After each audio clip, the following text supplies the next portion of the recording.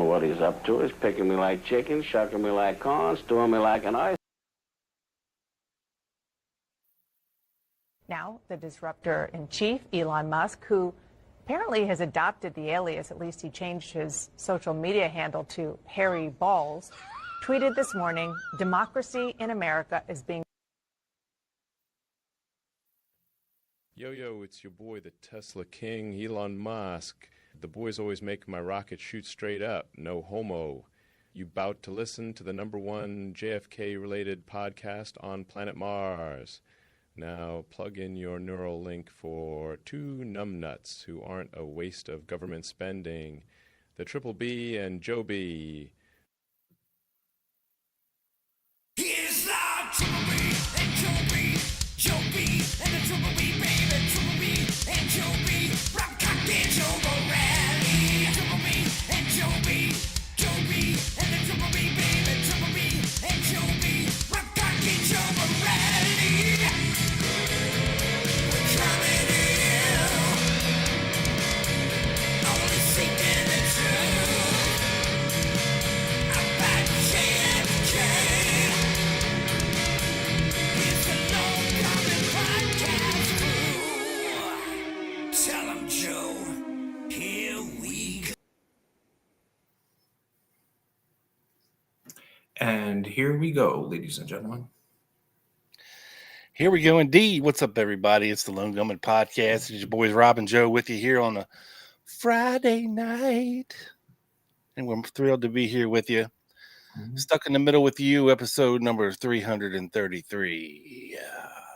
Yeah, if you were here Wednesday, you would have known what we were going to talk about tonight a couple of days early. And if you're a little bit jelly about that and you'd like to become a member, the link is in the description. And Joe, we need to welcome in a new member. We do. To the club. Yes, we do. I'd love to hear it. Let's see. Their name is Von Duke, and they joined 3 days ago as a spook. Okay. And social outcast. I don't believe we've formally welcomed them in. Joined a week ago. Spooks. So welcome in, folks, and thank you guys for your support. We highly appreciate it. And I believe we got a super while we were away from our buddy John. So thank you, John, for that. Mm-hmm. Always a pleasure. But let's say hello to the people, Joe. Why don't you welcome everybody in here? Let's do it. Well, I saw Tiny was the first one in earlier today. Trey. Ed Ledoux is here. What's up, Ed?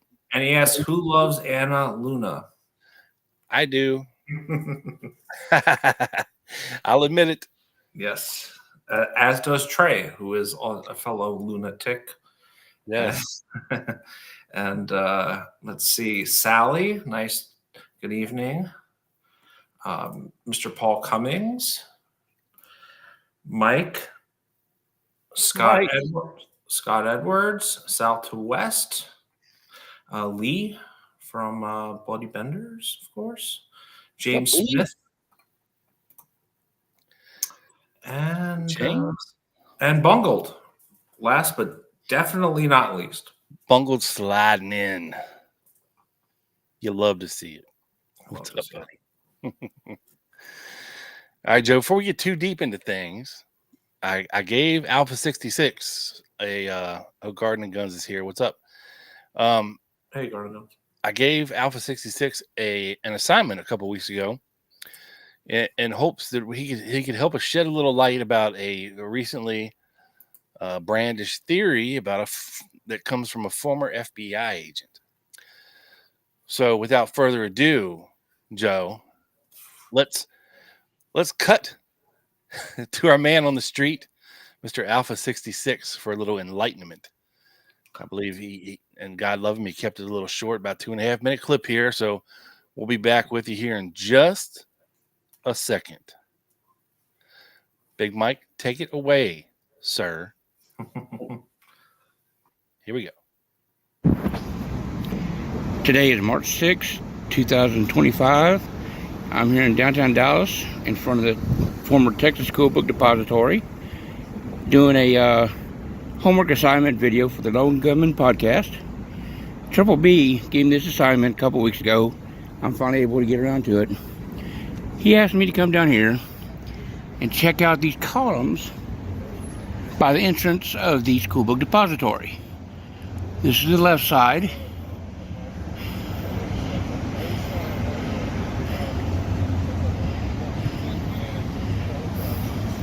No bullet holes there. And over here is the right side. It's pretty fresh. Now I see a couple of... Now let me pause it right here, because I know Mike was right there. But I think what the former FBI state agent Stewart was saying, if you look kind of right above where I paused it, where the red is, you'll see a slight indentation. Do you see what I'm looking at, Joe? Are you talking about column on the left? That black dot? Yeah, the black dot. Okay, yes, Now, I see it. Now Mike is going to pan up these columns, and on the same column near the top, you're going to see another hole, if you will. But again, I wasn't there, and from how Mike describes it is they just look like chips instead of bullet impacts. Okay, so let's continue. little chip marks, but not exactly what Triple B was asking me to see if there was. There's the top of the sign, and I'm not seeing anything odd or out of place there or on the inside.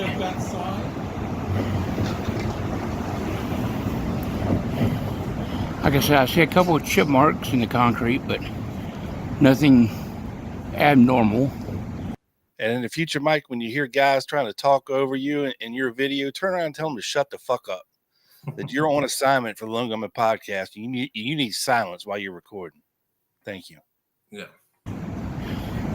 And I also don't believe that these are the original concrete pillars that were here in 1963.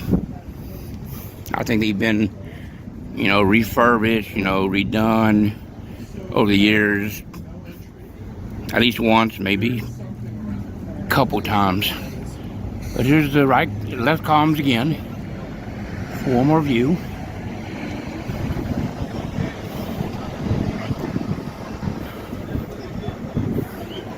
And then here's the right for one last view.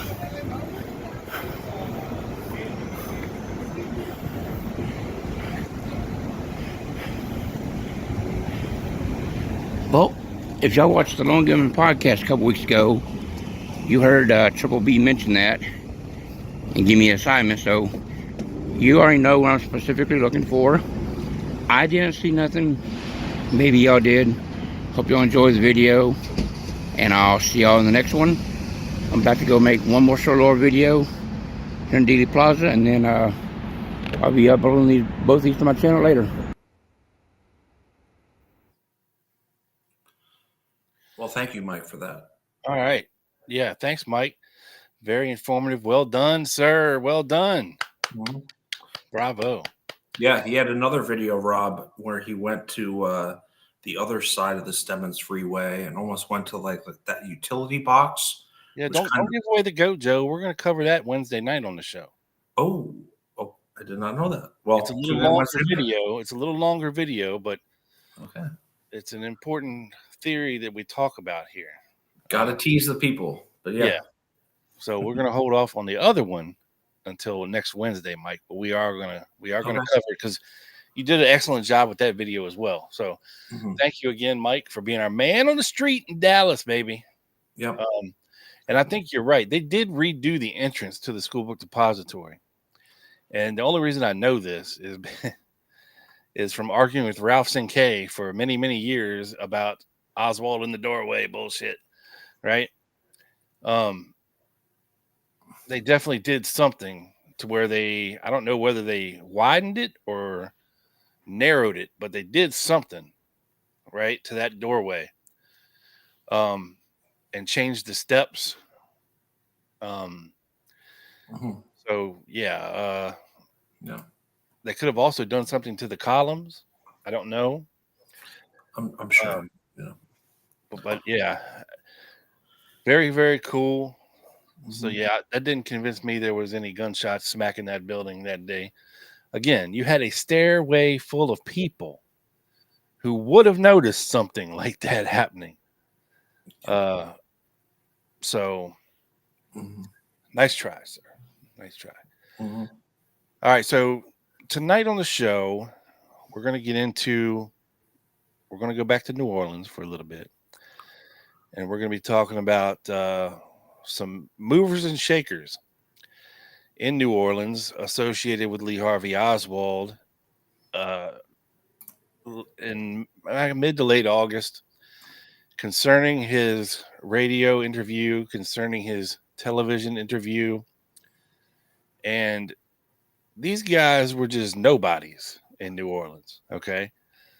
Ed Butler was an executive vice, executive vice president with INCA, the Information Council on the Americas. Alton Ochsner, famous doctor, was the creator and president of INCA. And Joe, I told everybody I would do it. Here is Oh yeah. the album that our buddy Roger sent me in the mail, and it made it in pristine condition. No bends, no folds, no bends. So this is an Collector. original OG 1964 Inca copy. Okay, and here's what it says on the back. It says, "I am a Marxist, Lee Harvey Oswald, August 21st, 1963. With these words, a few weeks before President Kennedy's assassination, Lee Harvey Oswald sketched the indelible outline of this self-portrait in red. Hear Oswald's own voice and learn. What did Oswald really think of President Kennedy? Hear the only recorded statement in existence as Oswald gives his opinion on President Kennedy. Was Oswald alone? Listen to the record as Oswald defends the Fair Play for Cuba Committee, and then decide for yourself. Was Oswald insane? Listen to this record, then judge for yourself. What did Oswald call his enemies? Hear Oswald pin a label on people he dislikes and smear the State Department and the CIA. Whom did Oswald admire? Hear Oswald's own suggestion that the United States should have dropped weapons into the Sierra Madres, where Fidel Castro could have used them. How did Oswald explain his 3 years in Russia? Listen to the record and hear his revealing reply. This album contains the authentic, full, unedited recording of the now famous Conversation Carte Blanche interview, originally recorded live on radio station WDSU in New Orleans just a few weeks before President Kennedy's assassination. And yeah, I don't know who drew this picture of Oswald, but that is freaking horrible. I mean, could you make him look like a dastardly evil commie any more than that? Yeah, that is really funny. Yeah, the eyebrows. The eyebrows. Bad picture. I wonder, they don't attribute who drew it. I mean, it's obviously a pencil drawing and sketch, but this thing is clearly, oh, well, here it is. Ed Butler drew it. It's a jacket designed by Ed Butler, Edward Scanlon Butler, or Scannell Butler. And this is very clearly stamped right here, Inca, right? Yep. And it was mastered at Cosimo Recording Studios in New Orleans. Copyright the Information Council on the Americas, 1964. Narrated by Marshall Pierce. With impressions by Alton Ochsner. An introduction by Hale Boggs. The Honorable. An analysis by Edward Scannell Butler, Executive Vice President of INCA and a panelist on that fateful evening, speaking and confronting Lee Harvey Oswald in person. This is the original Oswald self-portrait in red, except no substitutes. And this was $5 at the time in 1963. So this sumbitch was expensive. Yeah. Which means probably not a lot of copies around. So I'm eternally grateful to Roger for sending me. He said he had 2 copies. He sent me one, and I'm eternally grateful. I'm a collector of vinyl, and this is one of my most prized possessions. So I know he'll see this eventually, but yeah, I love it. That is so cool. I'm Very. surprised Ed Butler, and it's great that you have it in great condition too. I'm surprised Ed Butler didn't draw horns on Lee Harvey Oswald's head as well to complement the red. Little devil goatee. And also, that was distributed all among Latin America for propaganda in, I believe, 64 on. So, yeah. And yeah, Sally. Yeah, it was Inca. And Alton Ochsner's behind this. Ed Butler's behind this. They are the ones that produced this record and sold it. It was sold exclusively through Inca. Nobody else. You couldn't walk into the record store and buy this. You had to write them a letter and enclose $5 for a copy. Which in those days, Joe, what does that translate to be? about $50. $50 in today's money for a record. Yeah. You know, that was hard to get. So I doubt there's very many of these originals left. And you know, I checked out the vinyl inside, and it is spotless, scratchless, clean as a whistle. So somebody probably listened to it like one time and was like, fuck this record. You know, it's set in some old dude's dusty collection until Roger somehow came upon it. But yeah, I'm eternally grateful for that. That's a very cool gift. So yeah, thanks, Rob. Rob, question: do you have a vinyl record player? I do. You do? Okay, an old school one. I had it on pink vinyl. Yes. My girlfriend a year or two ago for my birthday. I'm sorry. Sorry, go ahead, Joe. I said my girlfriend a year or two for my birthday got me.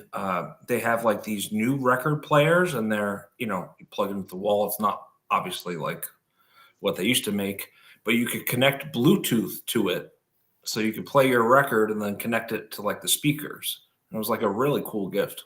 And she bought me a Disco Biscuits vinyl with it. So not as cool as an old school record player, but and not as cool as Oswald Portrait in Red, the Disco Biscuits. But it would play it. It would play the vinyl, and like I could connect it through my phone, and it's kind of cool. It's a cool concept. Yeah, I got the same thing. It's a Sony. I forget what it is. It's a Sony. It's a Sony player, and it's Bluetooth as well. Yeah. Gotta love whenever I pass an old record store, I'll always go in and like see if I can find something JFK related just for kicks, if I have time. Yeah, I found a JFK record. It has a lot of his speeches on it, and that sits on the shelf behind me right alongside Oswald. And I found that at some thrift store for like $7. Oh, nice. Well, but it's not in the best of conditions. But the cover looks good. What are you gonna do? Yeah, that's all that matters sometimes. Yeah, depending if it's for display only. So, yeah, I actually have a copy of the release letter that INCA sent out to all of its members, right? And I'll read it here briefly. They sent this out on May 20th, 1964, from the INCA Truth Tape headquarters, Joe. Truth Tape, yes. Truth Tape, Gravier Street, New Orleans, Louisiana, May 20th, 1964. Dear friend, we are pleased to offer by personal letter in advance a strictly limited first edition of the Oswald Self-Portrait in Red record, a standardly grooved 33 1/3 phonographic record suitable for replay on your home hi-fi. This is an historic document, not a mere conversation piece. The enclosed full-size reproduction jacket describes the album. This offering is restricted to a selected list of top-caliber individuals and opinion molders around the nation. To ensure maximum dispersal, we reserve the right to limit your quantities. Opinion molders. That is a great one. The numbered form must accompany your check or money order for $5 per album. Your satisfaction is guaranteed, and an immediate refund will be made on any albums returned to us within 10 days after your receipt if you are not satisfied with Oswald, A Portrait in Red. All albums will be shipped post-paid on a first-come, first-served basis until our supply is exhausted. Of great interest today, this limited edition's value will increase as time goes by, and it has. We do appreciate your attention and trust that you will respond promptly to ensure that you get a copy of this fantastic new long play vinyl record, and to ensure your satisfaction. Sincerely, Alton Ochsner, MD, President of INCA. So this is a letter directly from Alton Ochsner out to members of INCA to secure their copy of Oswald, A Portrait in Red. Now, you may be asking yourself, why is this so important, people? And I'm going to paint you a picture, okay? Because after Oswald is arrested in Dallas, okay, very quickly, news of his August arrest comes up in New Orleans. And very quickly, certain people are very quickly to offer up copies that they just happen to have of his interviews, of the radio deal, of the television debate, of which Oswald paints a very picture of him as a Marxist who denounces the United States. He props up Fidel Castro, talks about his living in Russia, talks about having a Russian wife, talks about things that the United States is doing wrong against the world. And it paints him in a very, very bad light to the common person, the common American of the time. And a lot of this information, before they bastardized everything and reduced him to a lone wolf assassin, a lone nut assassin, if you will, with no ties or allegiance to any other foreign countries out there, mind you. Okay, this information was coming out first day, second day, like hotcakes. This was what people were writing about, stories in the newspapers. You know, they're tying this guy to being a pro-Russia, pro-Castro supporter, nut job, who obviously is acting in consortium with one of them or both of them, doing their bidding. And then, of course, it comes out that Oswald went to Mexico and he visited the Cuban consulate and the Russian consulate, which don't look good either. So this incident with this little milieu of people that we're going to be talking about here tonight, and they include William Bill Kirk Stucky, Edward Scannell Butler, and Alton Ochsner, okay, of the famous Ochsner Clinic in Louisiana, New Orleans. Now, I'm not from New Orleans. I've never been to New Orleans, but I've talked to people that have been and are, and, you know, even still today, the name Alton Ochsner lives on very largely in the lore of New Orleans. And I believe his clinic has grown exponentially. It's one of the top grossing clinics in the United States, even today. Yep. You know, they're leading in cancer treatments, still to this day. And Alton Ochsner was a guy who was one of the first people to tie a link between smoking and cancer.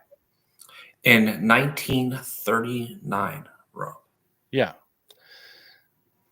And, you know, as time will tell, you know, he was right. Of course, smoking anything, whether it be cigarettes, you know, whatever, you know, when you introduce elements, combustible elements that are, carbon based into your lungs. It's not good. It's not good. But, No but matter back what then they didn't know that, Rob. And I think at first it was billed as like a healthy, if I remember correctly. Well, yeah, if you listen to the cigarette companies. Right. But 39, he was ahead of the game. This is before World War II. Like, Yeah, and a lot of people probably, well, they listen to this show, they'll remember. But like I remember growing up in the 70s and 80s, and even though cigarettes were bad, they weren't demonized. I mean, you could smoke on airplanes back then. I remember going to Disney World when I was like 7 years old, and I remember distinctly people smoking on the plane. There was an ashtray right there in your armrest, right?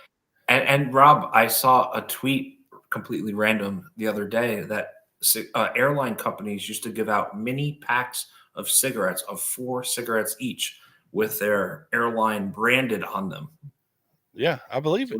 It was like Pan American, Winston. Here's a pack of nuts. Here's a pack of smokes, and here's a couple drinks. Have a nice flight. Yeah, and even people young enough as me, and probably even today, you still can see those ashtrays on the airplane, right, and on the armrest, right? Those and some of the older plane, yeah, right. But they used to advertise cigarettes on TV and in magazines. Yeah, now it's bad. So it's it took a while for the rest of the world to hear what Ochsner had been saying since 1939. But that's not all with Ochsner. He wasn't all candies and rainbows and all this. So, Joe, if you want to enlighten us a little bit about the president of INCA, Alton Ochsner, and get into a little bit of his background, that'll start us off nicely to paint this picture a little better for everybody. Sure. So I actually found a 2.5-minute video on Ochsner from the. We don't get dinged for this. It better not have no background music, or I'll slice. No, it doesn't. The Louisiana Political Museum. It has 21 subscribers. So, and it does not have any music. So I'm going to play it, and if you could blame me later, if. I really think we're good. So okay, all right. But this kind of gives the mainstream view of Ochsner, and all right.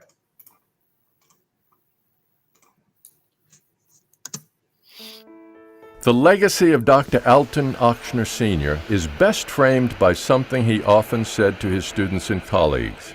Don't forget that you are treating people. You are not treating disease, but people. Born 5 years after his parents left Wisconsin to help settle a town that had sprung up along the railroad line, from an early age, Alton Ochsner was a precocious student.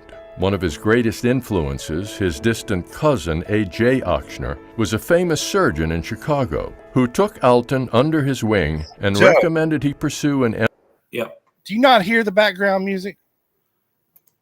I hear like some piano thing. Yeah, that's called background music. Okay.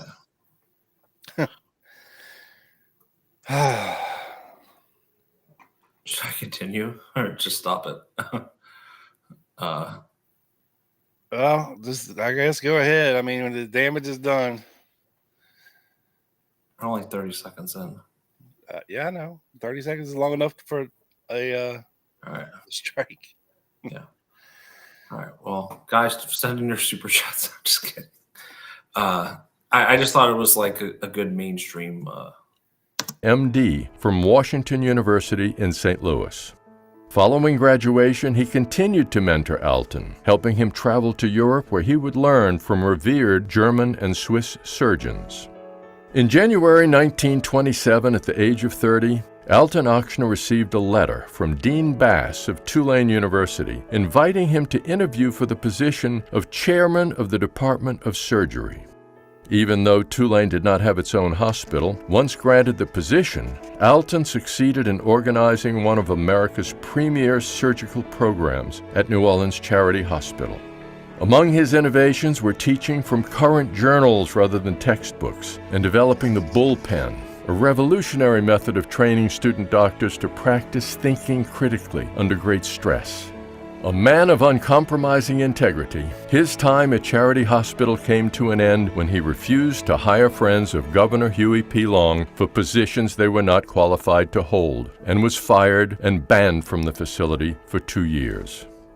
In 1942, Ochsner and 4 Tulane colleagues started the Ochsner Clinic.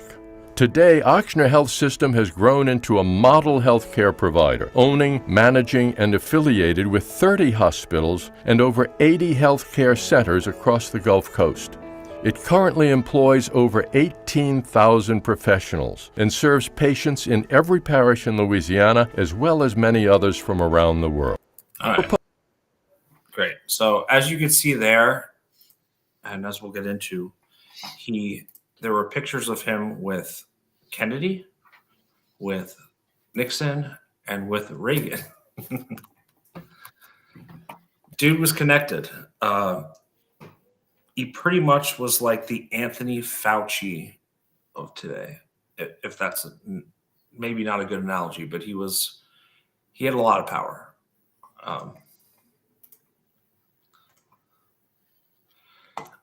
So let's get into him. And this is the picture of him with John F. Kennedy.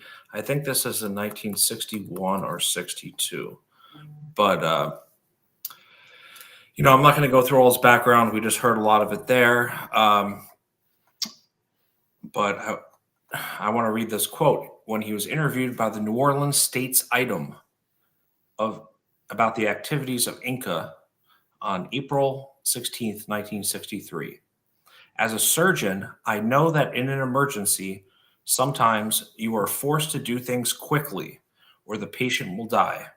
We must spread the warning of the creeping sickness of communism faster to Latin Americas and to our own people, or Central and South America will be exposed to the same sickness as Cuba. Well, that kind of gives a little overview of some of his thoughts here.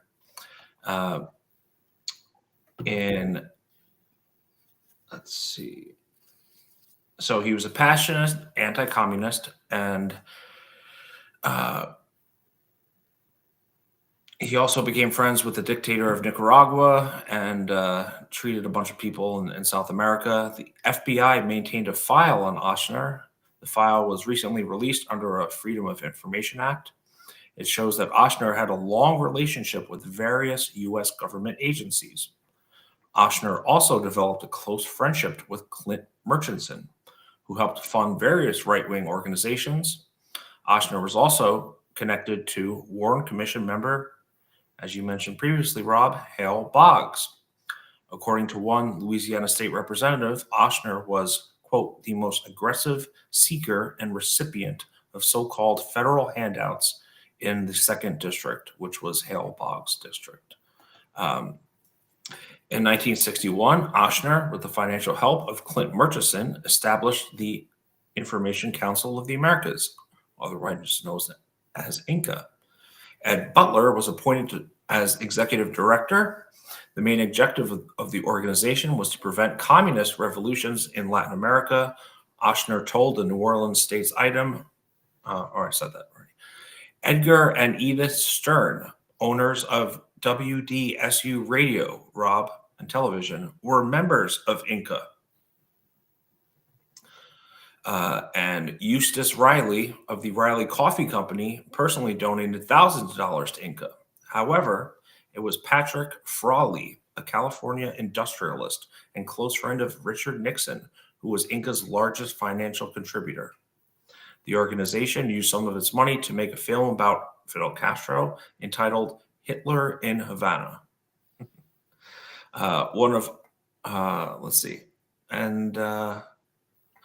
Edward Haslam argues in the book Dr. Mary's Monkey that Ochsner's hospital was one of 159 covert research centers which the CIA had admitted to setting up. Haslam believes in his book that Ochsner recruited Mary Sherman to run the research operation. using conventional facilities, which then expanded out of the loop for its final phases.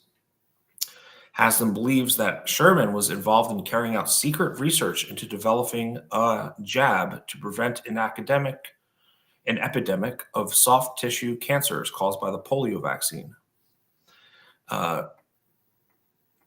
Ochsner was strongly opposed to the domestic and foreign policy of President John F. Kennedy. And he wrote to Senator Alan Ellender, "I sincerely hope that the Civil Rights Bill can be defeated, because if it was passed, it would certainly mean virtual dictatorship by the President and Attorney General, a thing I am sure they both want." And Ochsner sat on the National Institute of Health, the NIH today, board of directors, and a fellow director in 1960s, Jose Rivera, was in New Orleans handing out research grants to the NIH, to Tulane Medical School, which was the head surgeon. The records of Mexican consulate office in New Orleans show that when Lee Harvey Oswald obtained his visa for his trip to Mexico, he did so at the same time as William Gaudet. And as William Haslam points out in Dr. Mary's Monkey, Gaudet is have to work for the CIA and an anti-communist newsletter, which Ochsner financed. So interesting thing here, Rob, is during the Garrison investigation in May of '68, or kind of the start of it, there was a CIA memo that went out, and the subject was Albert Ochsner. And he's identified as a medical doctor in New Orleans, allegedly in the near future will be charged with conspiracy in the Kennedy assassination by Jim Garrison. A search of Office of Security indices was negative on Ochsner. So this is May 14th, okay? Well, yeah, it was negative on Albert. What about Alton? We'll see. So this is 3 days later. This is from the chief of counterintelligence. Subject, Alton Ochsner. We got to write this down. Per your request, attached for your information is a summary of information of Alton Ochsner available in OG records. Negative records on one Albert Ochsner were furnished your office on May 1468. So, how long ago later? About a week later, 6 days later, we got a new memorandum, CIA document. Subject, Garrison investigation of alleged plot to assassinate President Kennedy, Dr. Alton Ochsner, right? Now they kind of admit it. Dr. William Alton Ochsner was a cleared source, approved caution, and since May 13th, 1955. He was used infrequently as a contact of our New Orleans office in the collection of intelligence information. Last official contact with Dr. Ochsner was on January 8th, 1962. Keyword there is official contact, right? Yeah. And this was something about the Administrative Medical Foundation. Well, don't skip over that next sentence, because that's a doozy. Last official contact with the Ochsner Clinic was on 8th November, 63. Yes, thank you for pointing that out, sir. Yes, so, and they're going to explain this a little more in the following paragraph. Lloyd Ray, Chief, New Orleans office, and Hunter Leak, a member of his staff, are both acquainted socially with Dr. Ochsner and see him occasionally at social gatherings. So, right, that's when we go back to the official contact. Right, but there were obviously unofficial contacts going on here, and they pretty much imply that. Dr. Ochsner is prominent not only in medical circles, but in civic affairs. He is president of INCA, which is an anti-communist organization with which we are in contact in New Orleans. Mr. The Edward next Butler. part- yeah, I'm sorry. Yeah. I was going to say, go ahead. The next part doesn't get any better. Mr. Edward Butler, staff director of INCA, is in contact of our New Orleans office and the source of numerous reports. If you desire more information, please advise. So this is about, what was the last one? 23rd. So this is 8 days later. Now they're kind of coming up with a story, is how I kind of read this. On April 12th, 55, Ochsner was security approved for contact for use through a secret level. Subject at the time was to attend the 16th Congress of the International Society of Surgery in Copenhagen, Denmark. He was asked to furnish copies of advanced circulars, provisional programs, and registration data on Soviet bloc countries, in particular, attending the conference. And then they say there's no file that connects INCA with our indices. But Yeah. so much like Clay Shaw, Rob, if you have a very distinguished international either businessman or doctor in Ochsner's case, and you're traveling places to these type of conferences, you're going to be a contact and a source. Yeah. And also, if you are the CIA and you're secretly funding these anti-Castro groups, and you better believe that INCA was one of them. I mean, it's one of the higher profile ones, with big swinging dicks attached to it. If they're funding the DRE, they're definitely funding INCA seeing some money. You know what I mean? Yeah, I mean, Plus INCA's you not have a lot, at least two people in high up positions in INCA being CIA contacts. Yeah, and you're not, INCA's not getting funded by these $50 vinyls, right? That's not where they're getting their money. I think that's like on their propaganda budget. Like, we know we're going to lose a ton of money on this. And we know Alton Ochsner wasn't poor either. I mean, that dude was probably rolling in dough. Yeah, he had a lot of money. He was one of the biggest contributors to far right causes. Friends with Murchison, and so but again, as doctors go, they don't do anything for free. You know what I mean? So if he's providing the CIA with information up to a secret level on, these whatever he's doing, going around the world and talking to all these other doctors in the other countries, and especially in the Soviet bloc behind the Iron Curtain, they're going to want to know what he knows, and they're going to pay or fund his organization type of thing. You know what I mean? But safe to say he was doing a lot more than just collecting the pamphlets given out at the conference and bringing them back. And be like, this is what I was given, right? Yeah. So that is some of the background on Alton Ochsner. Cool. So next up, let's get into Stucky a little bit. Bill Stuckey. So I believe we parsed this out. So Bill Stuckey is the radio interview. Okay.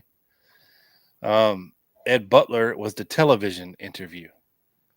Now, Bill Stuckey, interviewed Oswald for 37 or 39 minutes total.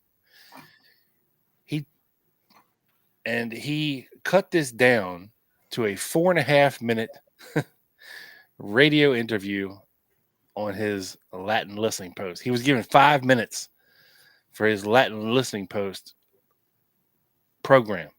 I don't know if it was daily or weekly or what, but that's all he had was 5 minutes. So he cut this interview down significantly to fit on the radio. Now, he would be called before the Warren Commission, and he would be requested to hand over copies of his entire interview, of which there are transcripts. I don't believe we have the full audio unless it is on this record. I don't know. I have not even ventured to listen to this record yet. It is still wrapped in plastic. But I did see there is an exhibit in the Warren Commission volumes that shows actual picture of a copy of Stucky's entire 37-minute interview, and The transcript of it, right? no, an actual wax record.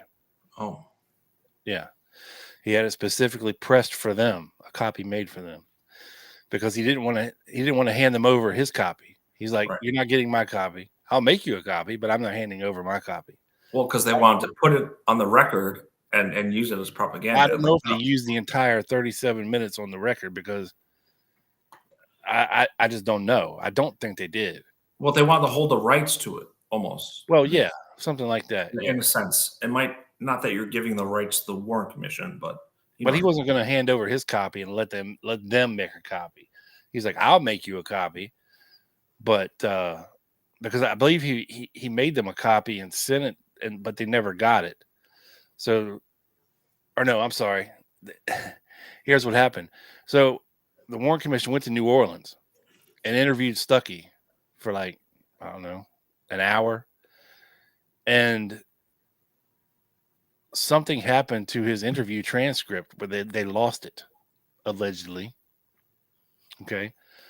Or he may have said something in there that they didn't want him to say on the record. So they paid to fly him to DC to re-interview him. And they asked him very specific questions. Now, his Warren Commission testimony is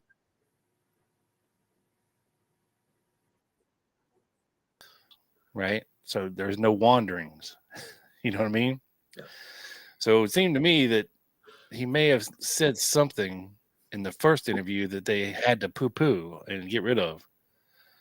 But they chalked it up to a stenographer error, if you will. So whatever. But I came across this FBI document marked secret January 29th, 1964. So they're saying references made to names in Oswald's address book, which are furnished in an FBI memorandum of 31 December 63, which lists portions of the address book found among Oswald's personal effects at the time of his arrest in Dallas. The following notation appears on page 69 of Oswald's address book. Bill Stuckey, 529-2274. So he had Bill Stuckey's number in his address book. Yeah, I think it's right here, Rob, just to put it up for the people that are watching on YouTube. Yep. Security indices contain a file on a Clarence William Stucky, but lack of identification on Bill Stuckey makes it impossible to confirm or rule out the possibility that he is, in fact, Clarence William Stucky. Clarence William Stucky, who was born 14 April 1922 in Toledo, currently holds a classified contract clearance with the CIA in connection with his employment as an assistant chief engineer with Stoddard Aircraft Radio Company, a subsidiary of Tamar Electronic Incorporated. Stucky was originally of interest to the CIA in 1955 in connection with Project Rock, Aquatone, or Fish. At that time, he was or recently had been employed by Lockheed Martin Aircraft Company in Burbank, California. Now, obviously, this is not the same Bill Stuckey. His name is William K. Yeah, K. Stucky. But it's interesting that there is another Bill Stuckey. Yeah, it happens to be a CIA agent. It happens to be a CIA agent, right? Yeah. No, I put this document up. I found it, and I'm glad you read it because that is funny. So but yeah, they're looking into whether it's the same Stuckies, kind of like with the Martins, with Jack Martin. Is this the same Jack Martin type of thing? Yes. All right. So moving on, and this is a little bit of the timeline, Joe, if you will, for everybody who's not familiar with all this incident. You know, as a sidebar here, I apologize if sometimes I seem to dismiss certain things out of hand. It's not because I mean to do that. Just know that whenever a certain theory is brought up, I've been looking into this thing for 35 years almost. I've looked into it. Okay. Whether it be LBJ, whether it be Mac Wallace, whether it be Judy Baker, whether it be James Files, I have studied it. I have tried to either prove or disprove just about every theory out there. And sometimes I forget that, we're all on this journey at separate times and in different places in our research. So, if I ever just seemingly dismiss something without an explanation, it's just know that I've looked into it all. Okay. I have looked into it all. I've seen it all. I've heard it all just about. And, some new things like we'll be discussing Wednesday night with Mike's video is a new theory. Okay. And I'm not going to dismiss it out of hand. I'm going to listen. Right. And see what they have to say. And then I'll make up my mind. But, when it comes to things like Madeline Brown, Beverly Oliver, anything else you can imagine, just know that I've done my due diligence and I've looked into things and I've come to the conclusion that it doesn't merit any further effort on my part to try to substantiate anybody's story out there.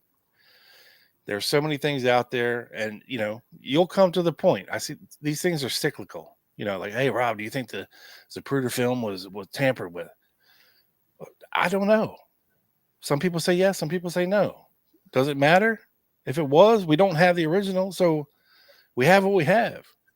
We can sit here and argue all day. Was it this? Was it that? What does it show? Does it show this? Does it show that? Yeah. Yeah. It's odd. But at the end of the day, it's what we got until somebody magically appears with another version of this Zapruder film that nobody's ever seen before. No. It's never ever going to prove anything 100% or disprove anything 100%. It is what it is. Yeah. But a lot of these other things, just know that I've looked into them and I've given them a fair shake. Like, Mac Wallace, I've looked into them and something is always wrong. And if you do enough research into a topic, you'll either prove the theory to yourself or you will be able to dismiss that theory because you've done the due diligence for yourself to look into it. Like when I say, I can sit here and say, Judy Baker's full of shit. Everything she says, there's absolutely no substance. She has zero evidence to back up any of her claims. She's not mentioned in any documents anywhere in the world. Some newspaper articles from the time, that doesn't mean shit. Okay?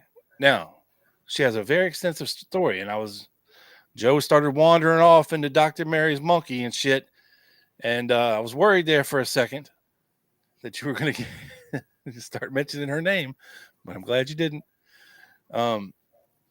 Because she has a theory that goes along with, bringing in this evil Dr. Ochsner, right, into the story. And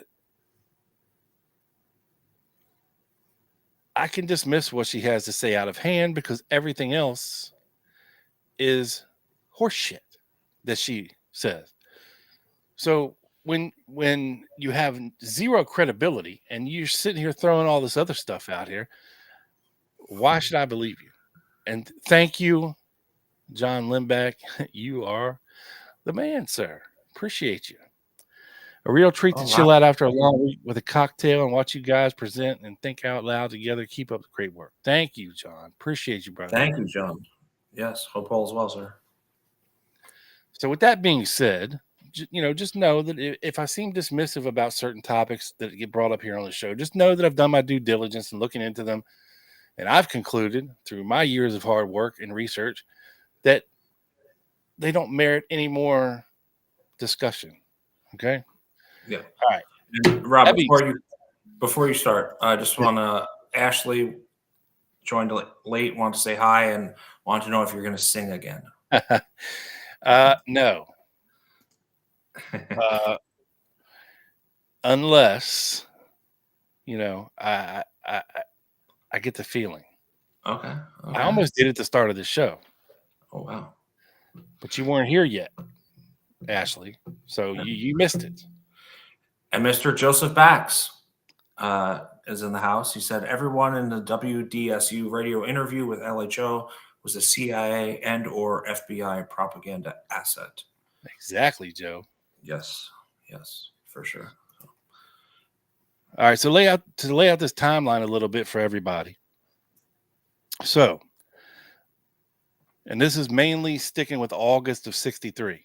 So, starting on August 1st, Oswald wrote to the Fair Play for Cuba Committee in New York and told them that he had gotten into a brawl with the gusanos, which is Spanish for worms, and a well-known epitaph for the Cuban exiles. This incident had not happened, but Oswald made sure that it did a few days later. Oswald's target was the Cuban DRE leader, leader, Carlos Bernier. Okay. Now we've talked about this letter because the street fracas hadn't happened yet. It didn't happen until August 9th. Okay. But me and Joe came across something in the book by I believe it was Henry Hurt that talked about another Oswald fight in the Havana bar, who was owned by Orestes Pena. And there was allegedly a fight inside that spilled out to the sidewalk. And it was an awful lot like the street fracas, except there was nobody around to film it. And nobody got arrested. No police reports were filed. And nobody got badly hurt. It got broken up relatively quickly once it spilled out onto the street. So this may be the incident that he's referring to in this August 1st letter to the Fair Play for Cuba Committee. Unless this whole thing was planned out in advance, which is one of those reaches that people like lone nutters, tend to say, well, it's an awful big reach, for Oswald to be able to set all this stuff up and all these people and yada, yada, yada. And we get it. And now this timeline, Joe, that I'm reading from is from Bill Simpich's ever fantastic 12 that built the Oswald legend. Yes. Okay. I have it up on my tab just for reference. So fast forward to August 5th, Oswald visits Bernier's clothing store and introduces himself as an ex-Marine prepared to fight against Castro and train guerrillas. Not like monkeys, but guerrilla fighters. The down and dirty shit. He had come to the right place to make his pitch. The DRE was attracted to military action and propaganda along those lines, and the two men had talked for nearly an hour. Now, the reason that he went to Carlos Bernier, right, was because he allegedly the first anti-Castro Cuban that he approached, if you will, was Ernesto Rodriguez, who pointed him in the direction of Carlos Bernier, who knew that he was involved in this anti-Cuban or anti-Castro Cuban organization and training, over at Lake Pontchartrain. So, at the Berlitz Language School. Yeah. Right. And that's a whole nother thing, which we have gotten into recently. Yeah. August 6th, Oswald returns to Bernier's store and leaves a copy of his Marine guidebook. Right. So then we get to August 9th. Carlos Bernier, Celso Hernandez, and another friend saw Oswald leafleting for the FPCC and realized that he was a Red Marine and no friend of theirs. As Oswald had foreseen in his letter, the four men argued vehemently until the police came and arrested them all. FBI informant Orestes Pena was watching.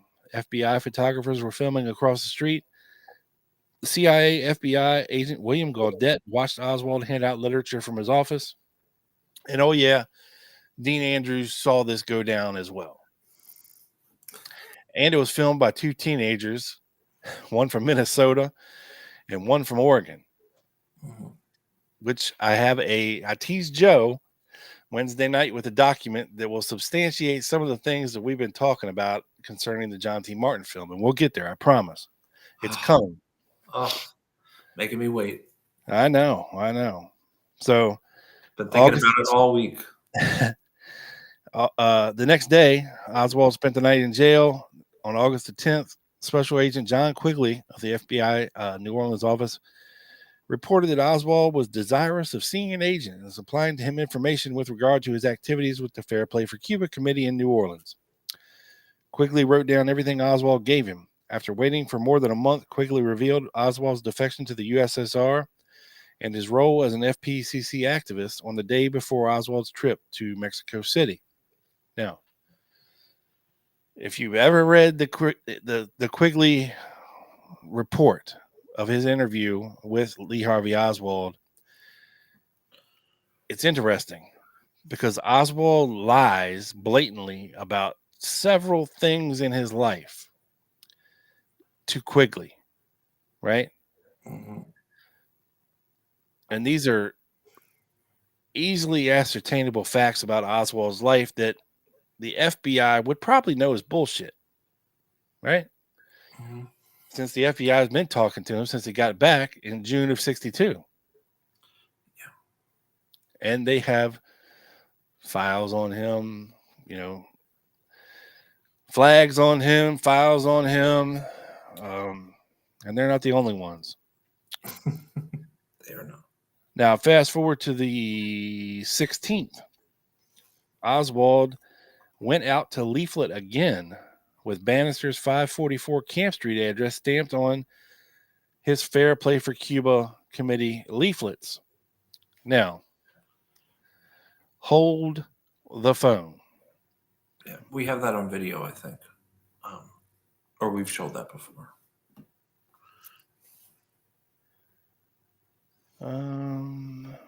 What did I do with it? It's not where I thought it was going to be, Joe. Is it in here? Yes. And just to add something, Rob, I know Larry Hancock and David Boylan's Lancer presentation this year was how Oswald gamed the FBI. And a bunch of that presentation was based on how he had lied in that interview and how he was, liable for charges, right? And definitely check that out if you haven't heard it. Yes. Okay. So let's touch on this real quick since we're here. And it involves somebody that we've talked about here on the show before. And I wish I could remember what it was, Joe. You might be able to help me remember concerning Special Agent of the Secret Service, Elmer Moore. I know we've talked about him before in some kind of connection with the case. Help us out, Joe, Ed, Elmer Moore. What was he doing? I know he had supposedly had some kind of information from an informant about Hosty. That he had information from Hosty, and somehow Elmer Moore was tied up into it. That's what it was. But this was later on in like Washington State. But in September of 64, I have a U.S. Secret Service report to Chief Inspector Kelly of the United States Secret Service. It says this will confirm a telephone call from Special Agent Elmer Moore at the office of the Warren Commission. As you know, the Warren Commission report came out September 14th. So this is 3 days before they released it. And they're talking about reference made to Special Agent A.G. Viles' report dated 12/3/63, wherein reference was made to the literature found in possession of Oswald, which bore the stamped address FPCC 544 Camp Street, New Orleans, Louisiana. Okay. Now they're searching everything. Okay. Because it says, I informed Special Agent Moore that I seem to recall that one of the Fair Play for Cuba Committee circulars distributed by Oswald bore the address of 544 Camp Street, but that we had no circulars bearing this address in our file. Special Agent Moore was informed that further search would be made and that if necessary, the FBI and the Police Department Intelligence Division would be contacted to determine if such a circular is available. I subsequently contacted the local FBI office and was informed that a search would be made of their files for the circular, and to this date, no further information has been received from that office. Further search of the files of this office disclosed that a pamphlet entitled The Crime Against Cuba by Corliss Lamont bears the following rubber-stamped impression on page 39. The FPCC 544 Camp Street, New Orleans, Louisiana. And this, folks, is what it looked like. Booyah. This is an actual copy from the very, very back page of The Crime Against Cuba by Corliss Lamont. And when I was talking to Janet Bannister last week, I was speculating a little bit because I didn't know for sure about what this stamp looked like at the time because I couldn't recall, off the top of my head. It's very hard to find unless you stumble your way across it, which I thankfully did for this show. Okay. Because through the course of talking to her about Oswald's interaction with 544 Camp Street and Bannister's office at 731 Lafayette, same building, different streets, different entrances. 544 Camp Street, up until 1962, was the offices of the CRC, another anti-Castro Cuban organization headed up by Sergio Arcacha Smith, members such as Carlos Quiroga, who we've talked about a lot on this show, Frank Barthez, CIA asset, was in the courtroom when Oswald was in there, obviously friends with Bernier, and that whole crew, Ernesto Rodriguez as well, and his brother. So my theory to Janet was this, is that if Oswald was given access to this office space, whatever it was, up on the second floor of the building, that possibly there was some old shit laying around, like old anti-Castro literature, right? From the days of the CRC, that, because it's likely this building wasn't used for much. Like it was a shithole back then. Right. It's since been torn down and rebuilt as something else. But even back then, it was kind of a shithole. Right. Run down. I believe the only other thing up there was a meeting hall for like waiter and waitress and wait staff, the union. they met like once a month. And, this former FPCC CRC office space was likely no bigger than a janitor's closet or a small room, like a bathroom type. Yeah, like not a big room. Maybe just enough to store shit. You know what I mean? Mm-hmm. But not big enough to where you can have like a 30-person meeting in there. You know what I mean? Right. Or maybe it was. I don't know. Oswald's not renting out that type of office space. Right. You see him renting out more of like a closet, right? With his my guess is that is that maybe some of this stuff was laying around, and it was stamped with the 544 Camp Street address. But of course, literature in the CRC office would not have been stamped with a Fair Play for Cuba Committee moniker, right? They'd have had their own identification on here, right? And I can't remember the Spanish, drawn out version of the CRC right here at this moment. But looking at this stamp, it's quite obvious to me that it is the same stamp that Oswald used to stamp his pamphlets. It was like, a rubber stamp that you could change the things on. You could change the name, the numbers, the letters. Yeah. And on his other ones, it's stamped. Let me see if I can find it. It's stamped LH Oswald, 4907 Magazine Street, New Orleans. Same 3-line stamp. Same font. Is it the same font? That's what I was going to ask. Yeah, it looks exactly the same font. Although, the FPCC stamp looks like it has. Looks a little sloppier. Like it's not as clean, but it's clearly to me the same font or layout, if you will, right? So,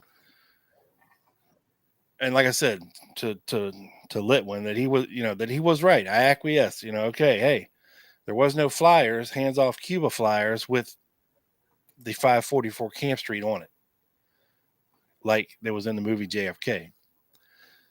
Those flyers either had the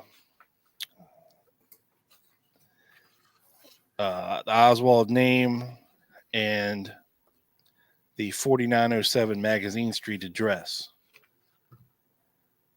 and no flyer from the time had 544 Camp Street on it. So it's hard to. I just don't know how to explain it.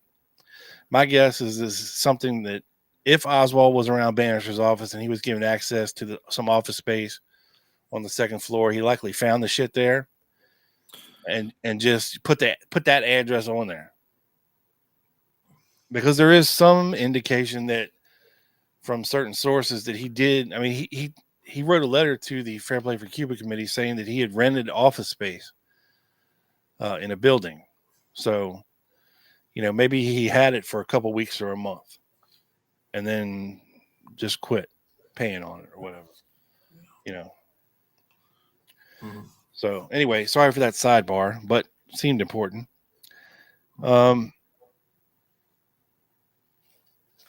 So that's kind of the timeline for the pamphlets and the fracas. And then we get to the day after he is filmed handing out leaflets again in front of the Fair Play or in front of the trademark, because WDSU was there filming him for that. Yeah. So on August 17th, Oswald was interviewed by FBI informant Bill Stuckey for his WDSU show, Latin Listening Post. Stucky also had a background as a CIA informant on Cuban activities, as can be seen in a 1962 document where he is treated as a known quantity and a memo regarding his magazine article that provides the location of an anti-Castro base near New Orleans. So there you go. All three of these motherfuckers we're talking about here tonight, Bill Stuckey, Ed Butler, Alton Ochsner, all CIA contacts. Mm-hmm. Probably Butler and Stucky FBI informants as well. Yep. I believe Stucky sent a memo out on the morning of August 21st and to let them know that he would be coming on, right? We'll get there, Joe. It's only August 17th in the timeline. Oh, sorry. Blew my load again. Yeah, as you As normally I do. usually do. Yeah. Get Ruby to lick it up off the floor for you. Okay. Oh, that's wrong. Hey. She just eats them and stuff, though.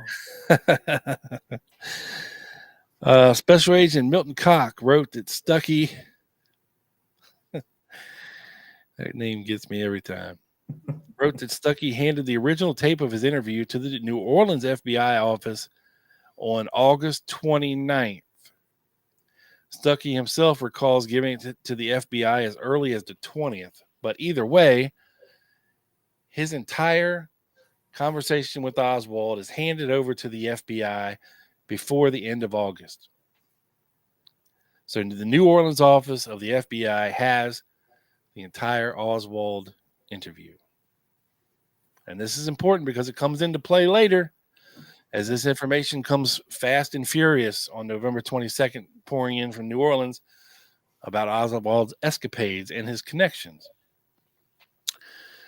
August 21st, Joe. Stucky called Special Agent in Charge, Harry Maynard, that morning, letting him know personally about the tape of the previous show and that there would be another show with Oswald that night on television. So tune in, Jack, and get your recorder, get your VCRs ready. For the second show, Stucky contacted Ed Butler, Executive Director, Vice President of the Information Council on the Americas, which Stucky described as a, quote, anti-Castro or anti-communist propaganda organization.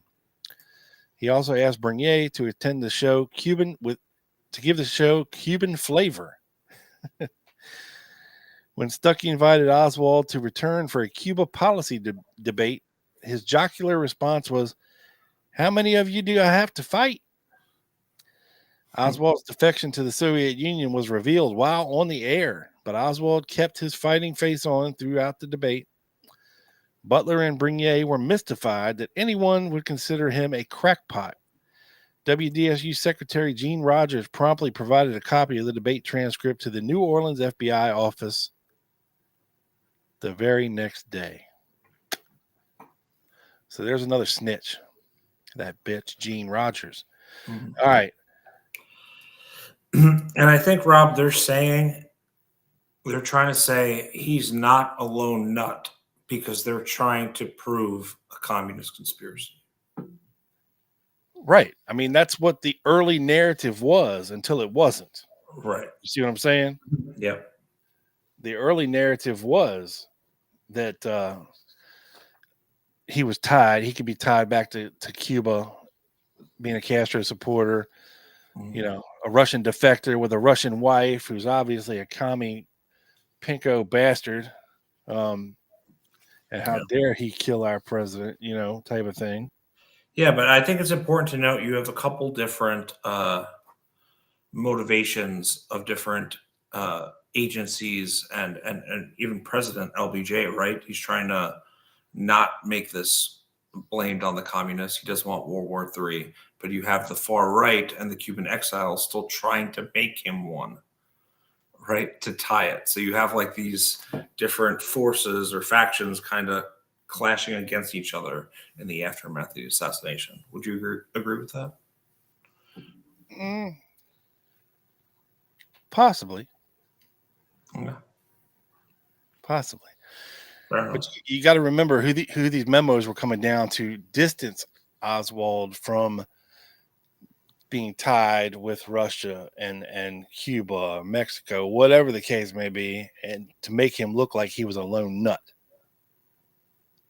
You know, this is all coming from Johnson and Hoover and the former Kennedy administration, like Katzenbach and all that.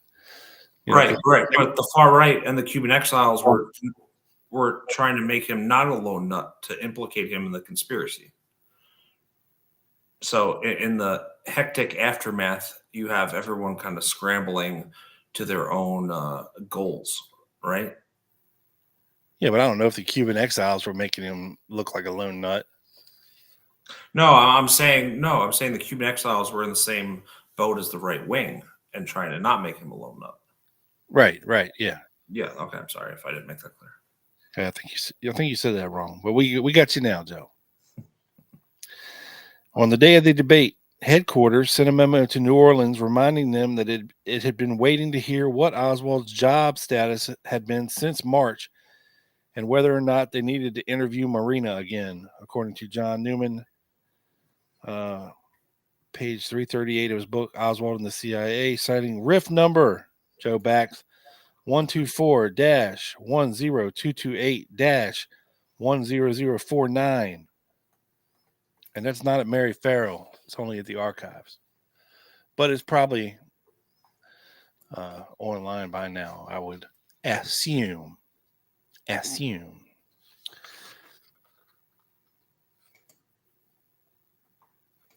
So, Joe, here we go. What I've been leading you around by the nose, promising you for the past week. I came across this document, and it's a Garrison document from pretty late in the game. April 23rd, 1969er. Okay. From Andrew Mumu Chiambra. Saying this. Today, I interviewed Lieutenant Knight, who actually did all of the investigating, which went into the 41-page report on Lee Harvey Oswald.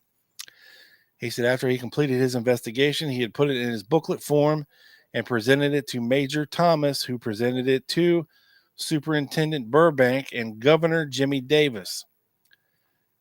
He said that he believes Burbank took it personally to Washington, D.C. to present it to the Warren Commission. Knight was very cooperative and I believe very truthful. He said he did not make any copies of his 41-page report and that he talked to Major Thomas recently. And Major Thomas did not have and did not make any copies of this report. Thomas said that he simply handed the report over to Burbank. And Burbank took it personally to D.C. to give to the Warren Commission. Okay? Very important.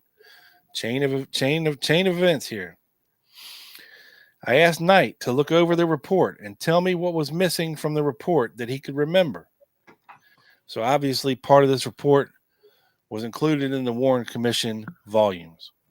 So they had this that was published in the Warren Commission volumes, and they gave it to Lieutenant Knight and said, hey, look at this shit and tell us if anything's missing, because it doesn't sound right.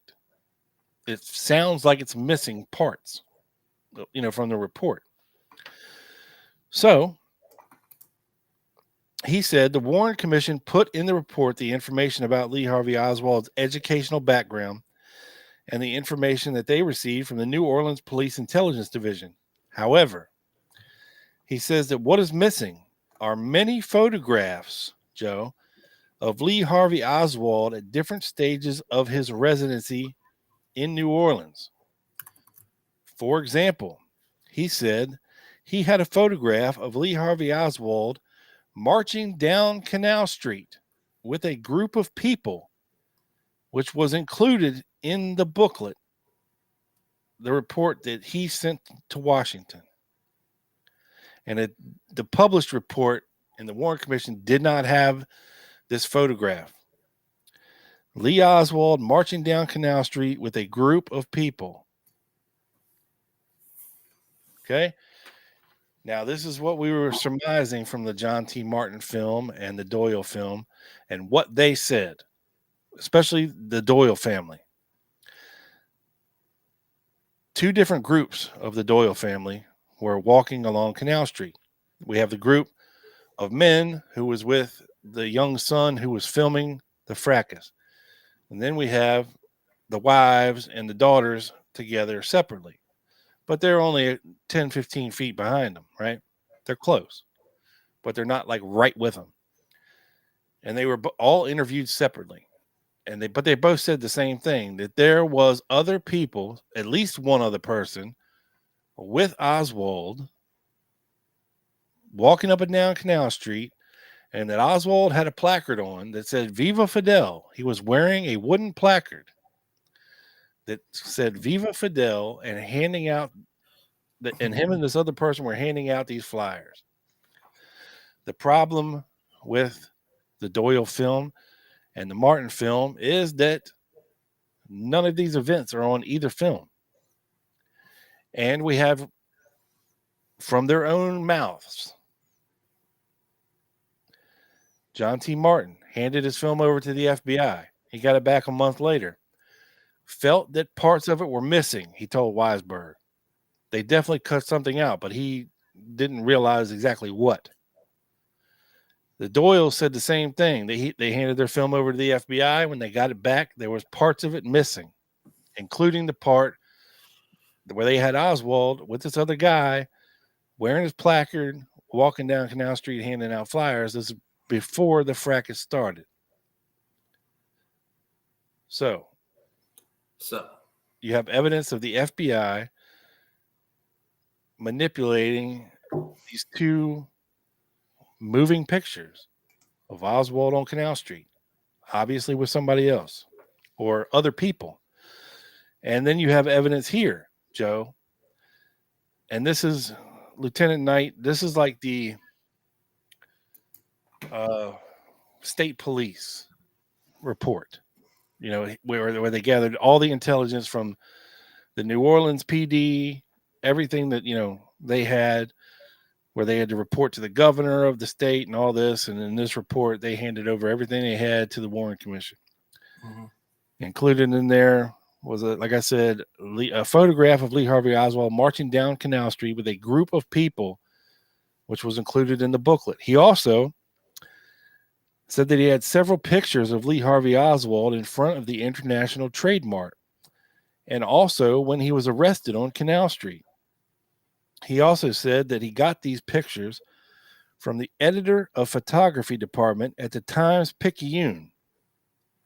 And many of these pictures never appeared in the newspaper or on television. He said that these omitted pictures of Oswald made up half the freaking report that was handed over to the Warren Commission in D.C. Over half the report were images of Oswald concerning him on Canal Street, picketing in front of the International Trade Mart, and marching down Canal Street with other people. That's a lot of omission, folks. A lot of omission. Mm-hmm. Knight said that he would go up to Baton Rouge tomorrow and talk to Thomas and see if there was possibly a copy of the report. He also said that he would check with the Times-Picayune to see if he could go back and look over pictures that he originally got from there. He said that he would contact me. Knight is now located in the Wildlife and Fisheries Building on Royal Street.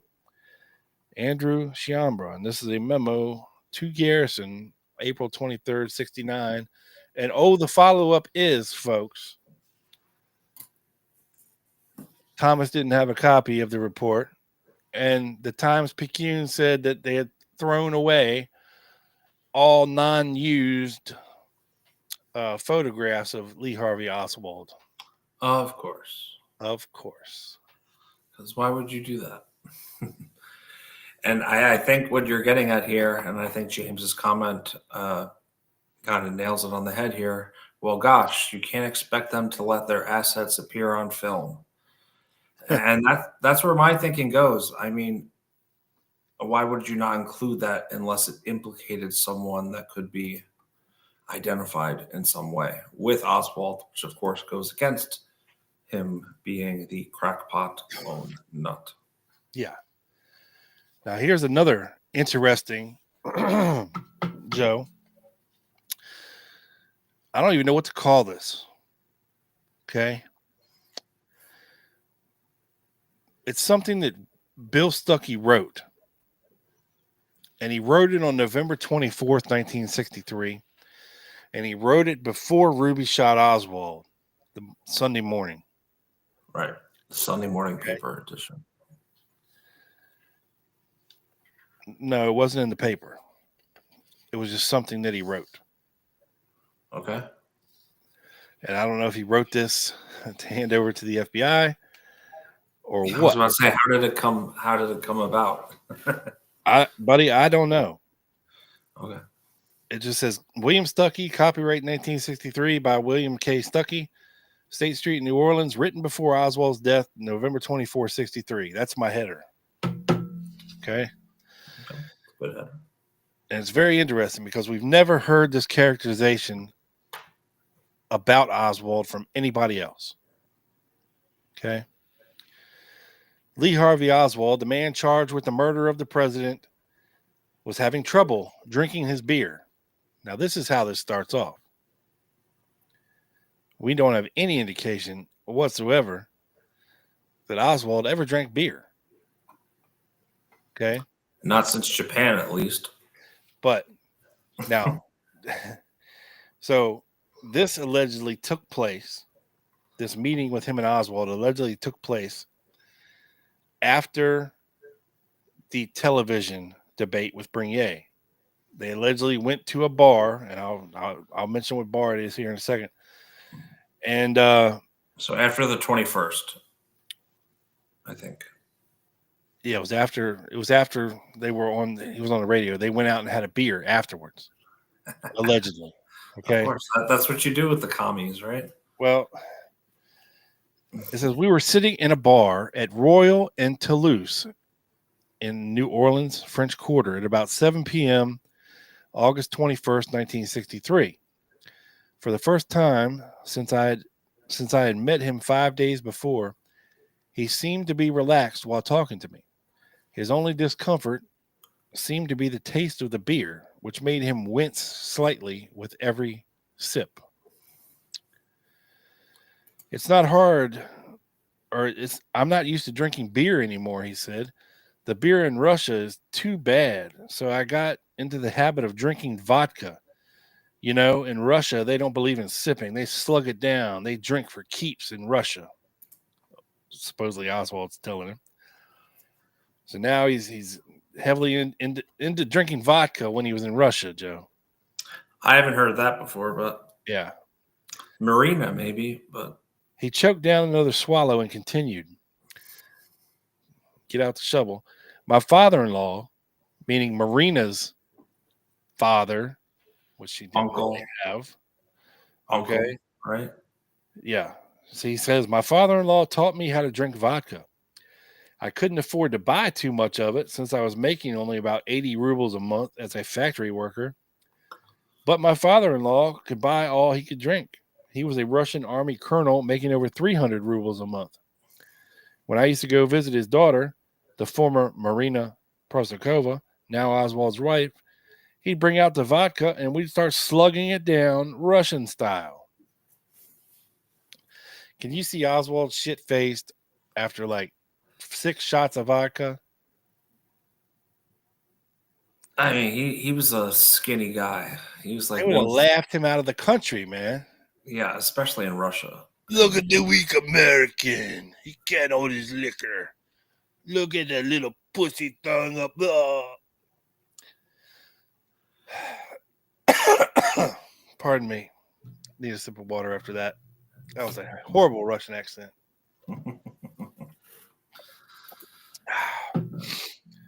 Okay.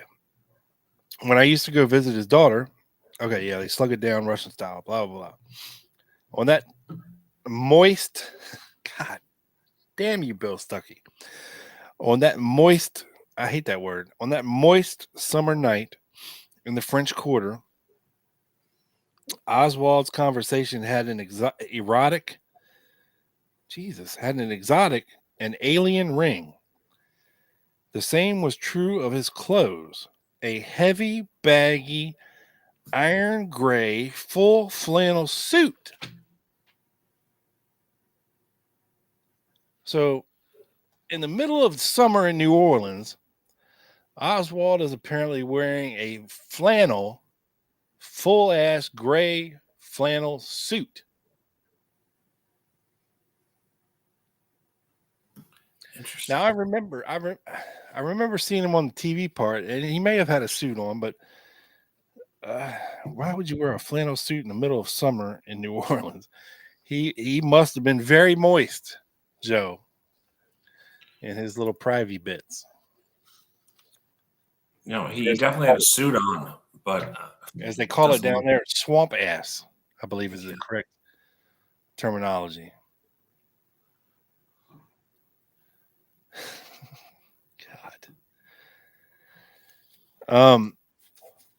Quote, they still have a lot to learn about making suits where I've been, he said with a slight smile. The implication was that he had obtained that suit in Russia or an Iron Curtain country. Earlier that day, through my news sources, I found that Oswald had been applied for citizenship in the Soviet Union in '59, shortly after he had been discharged from the Marine Corps.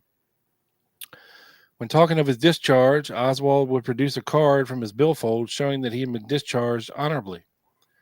His request for Soviet citizenship was turned down, he told me, but he nonetheless managed to live in Russia for the next 3 years as a resident alien.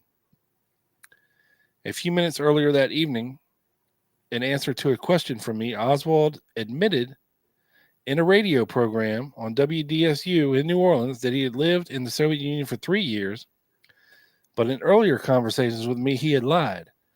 Now he seemed relieved that it was out in the open. During the 5 days I've known Oswald, I had a long conversation with him, one brief initial chat, and managed to record a still unpublished and unreleased interview with him, lasting some 37 minutes on tape. At the time, these conversations seemed interesting to me because I had never before run across an American who had lived in Russia, or a self-proclaimed Marxist who could present his views with great dialectical skill, or for that matter, an officer of the pro-Castro organization, the Fair Play for Cuba Committee. So this guy thinks Oswald's some kind of fancy, anomaly. Mm-hmm. Right? He never met somebody like this guy before. He says it's difficult, to say the least, to find people like this in a city such as New Orleans.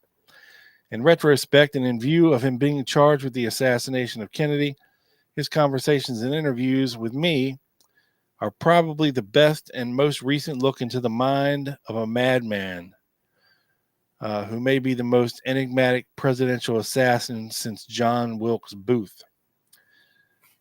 I first met Oswald at 8 a.m. Saturday, August 17th. Now, this is the morning after he was leafleting in front of the Trade Mart. Right. I had heard about him and his coming to New Orleans to establish a Fair Play for Cuba committee the day before from a Cuban refugee named Carlos Bernier. Bernier, who had a shouting and scuffling match with Oswald a few days due to their differences, gave me Oswald's address. Oswald's small apartment was located in a lower middle class section of New Orleans in the 4900 block of Magazine Street. Since he had no phone, I had decided to go by his house and invite him to be on my radio program, The Latin Listening Post, that night. "Who is it?" a sleepy voice answered from inside. When I told him it's Bill Stuckey, he came out onto his screened-in front porch. Oswald's eyes were still clouded with sleep, and his wavy hair was disheveled. He had no shirt on. His nipples were hard, and wore only a pair of marine fatigue trousers and flip-flops.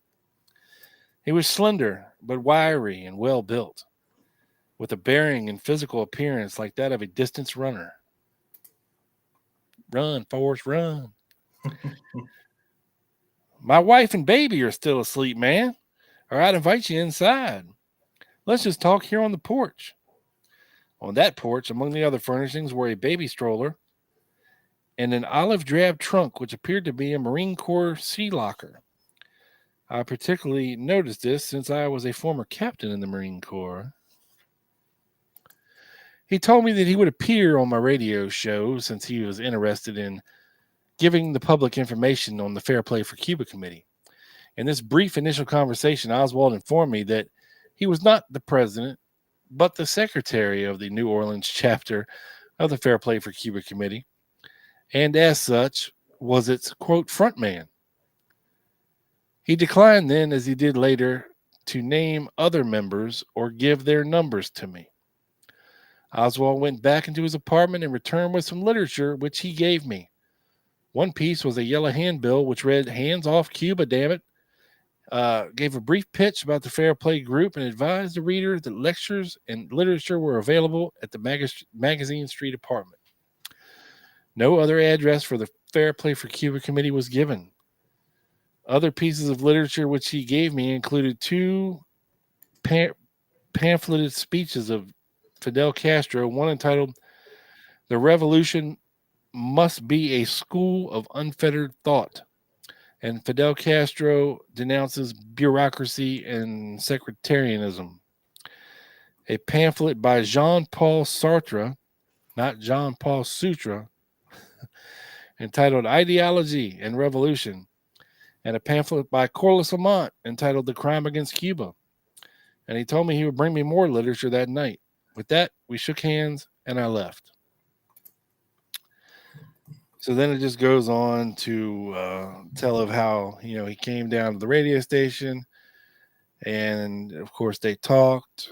And he actually praises Oswald's ability to have a very intelligent conversation with him and support the points he was making in an intelligent way, right?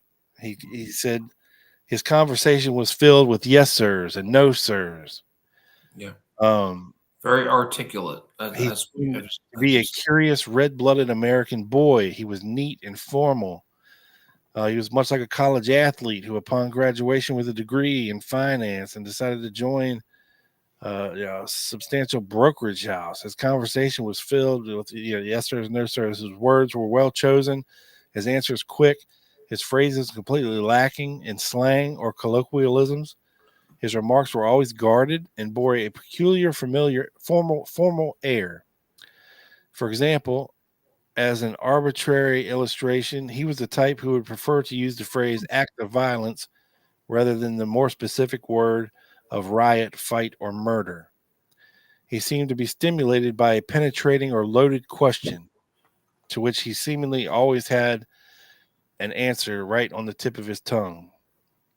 There was little arrogance in his demeanor. When he laughed, it was a guarded laugh. When he was amused, his thin-lipped mouth shifted to one side, and he would say in a squinched-up way, he would have described this characteristic in a far more academic manner. "Where did you pick up your flair for dialectics?" I asked him later. "I wasn't aware that I was using dialectics." His mouth squinched up in amusement at his own statement. So, he was, and it goes on to tell about,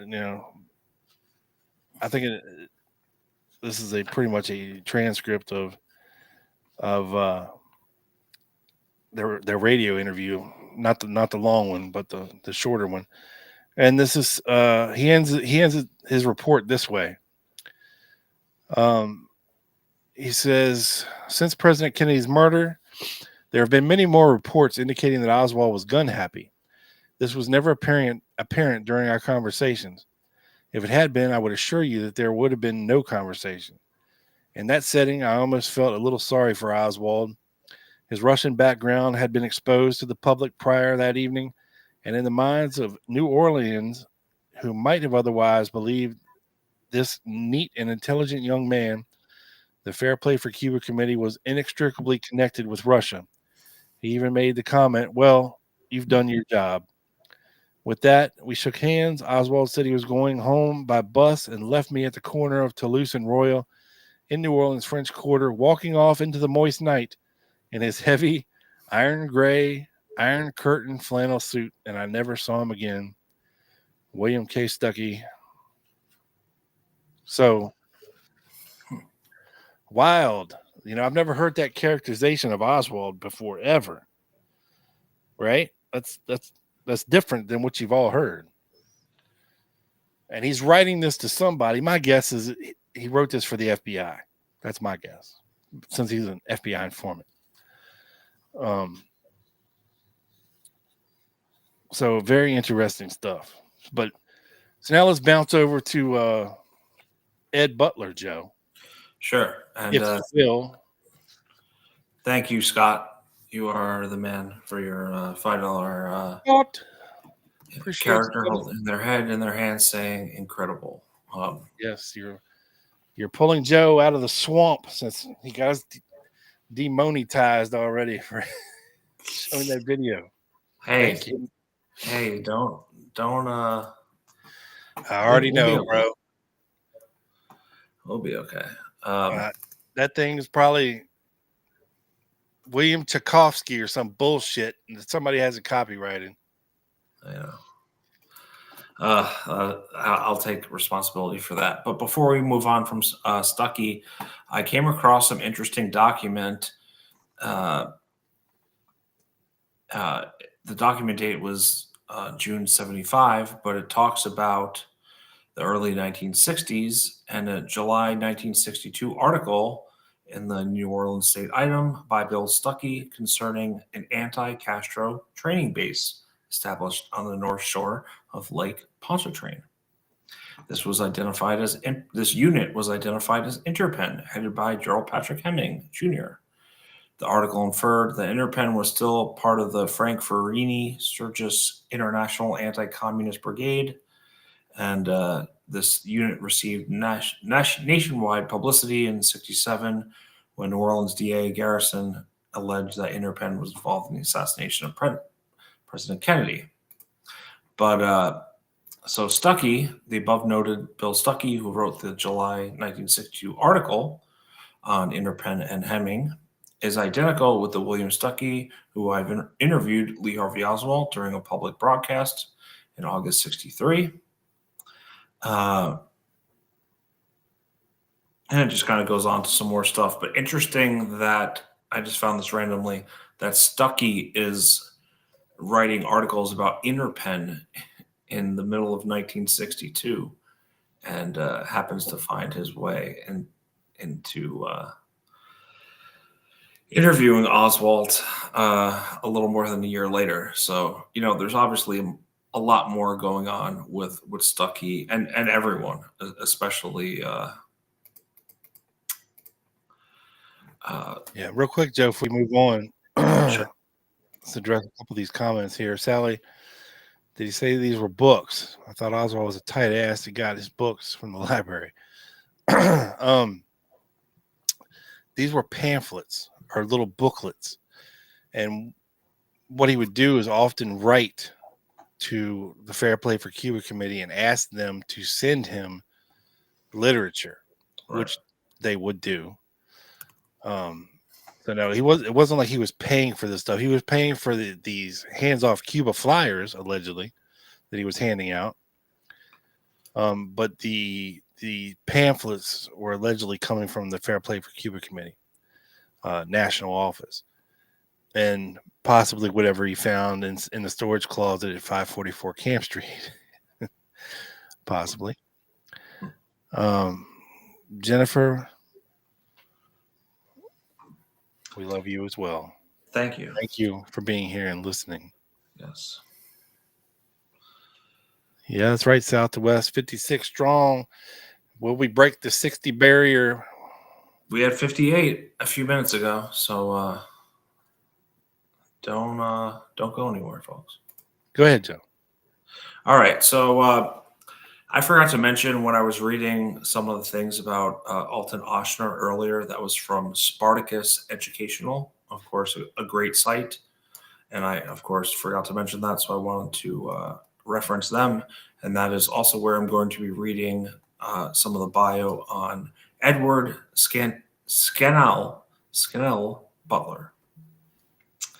And he was born in New Orleans in 1934. He went to the Army Management School from 1957 to 1959 in Fort Belvoir, Virginia. After completing this course, he was employed as an account executive with Brown, Friedman and Company, an advertising firm. Butler became friendly with Clay Shaw and Lloyd Cobb of the International Trade Mart and persuaded these men to help fund his anti-communist campaigns. This included the establishment of two organizations, the Free Voice of Latin America, FVLA, and the American Institute for Freedom Project, the AIFB. And coincidentally, Butler employed former FBI agent Guy Bannister to work for the AIFB. In 1967, when Garrison began investigating the activities of Lee Harvey Oswald in New Orleans, Ochsner told a friend he feared Garrison would order his arrest and seizure of INCA's corporate records. So we touched on that and the CIA documents of how they did expect Ochsner to possibly be indicted for that crime. Obviously, Clay Shaw was eventually indicted. So Ed Butler took these records from New Orleans, Rob, to California, where Patrick Frawley arranged them to be hidden. Ronald Reagan, the governor of California, refused all of Garrison's extradition requests because Frawley had previously helped fund Reagan's political campaigns in California. I can't make that up. So, according to Arthur Carpenter, who claimed that Ochsner launched a propaganda campaign against Garrison, Butler and Ochsner also attempted to discredit Mark Lane, who was assisting the Garrison investigation. Ochsner told Felix Herbert that Lane was a, quote, professional propagandist of the lunatic left. Ochsner also instructed Herbert to tell Edwin Willis, chairman of the House Committee, to dig up whatever information you can on Mark Lane. And so Ed Butler wrote a book in 1968, Rob, entitled Revolution is My Profession. That's an aggressive topic title. Just a little bit. In which he attacked as communist infiltrators those whose tactics have, quote, been trying to link the CIA with all sorts of crime, especially the President Kennedy's assassination. So he wrote this book to say, it's backing the CIA. Butler continued to work with Patrick Frawley. Together, they put out a magazine called The Westwood Village Square, which tried to blame the assassinations of John F. Kennedy, RFK, and MLK on the communists. Shocker.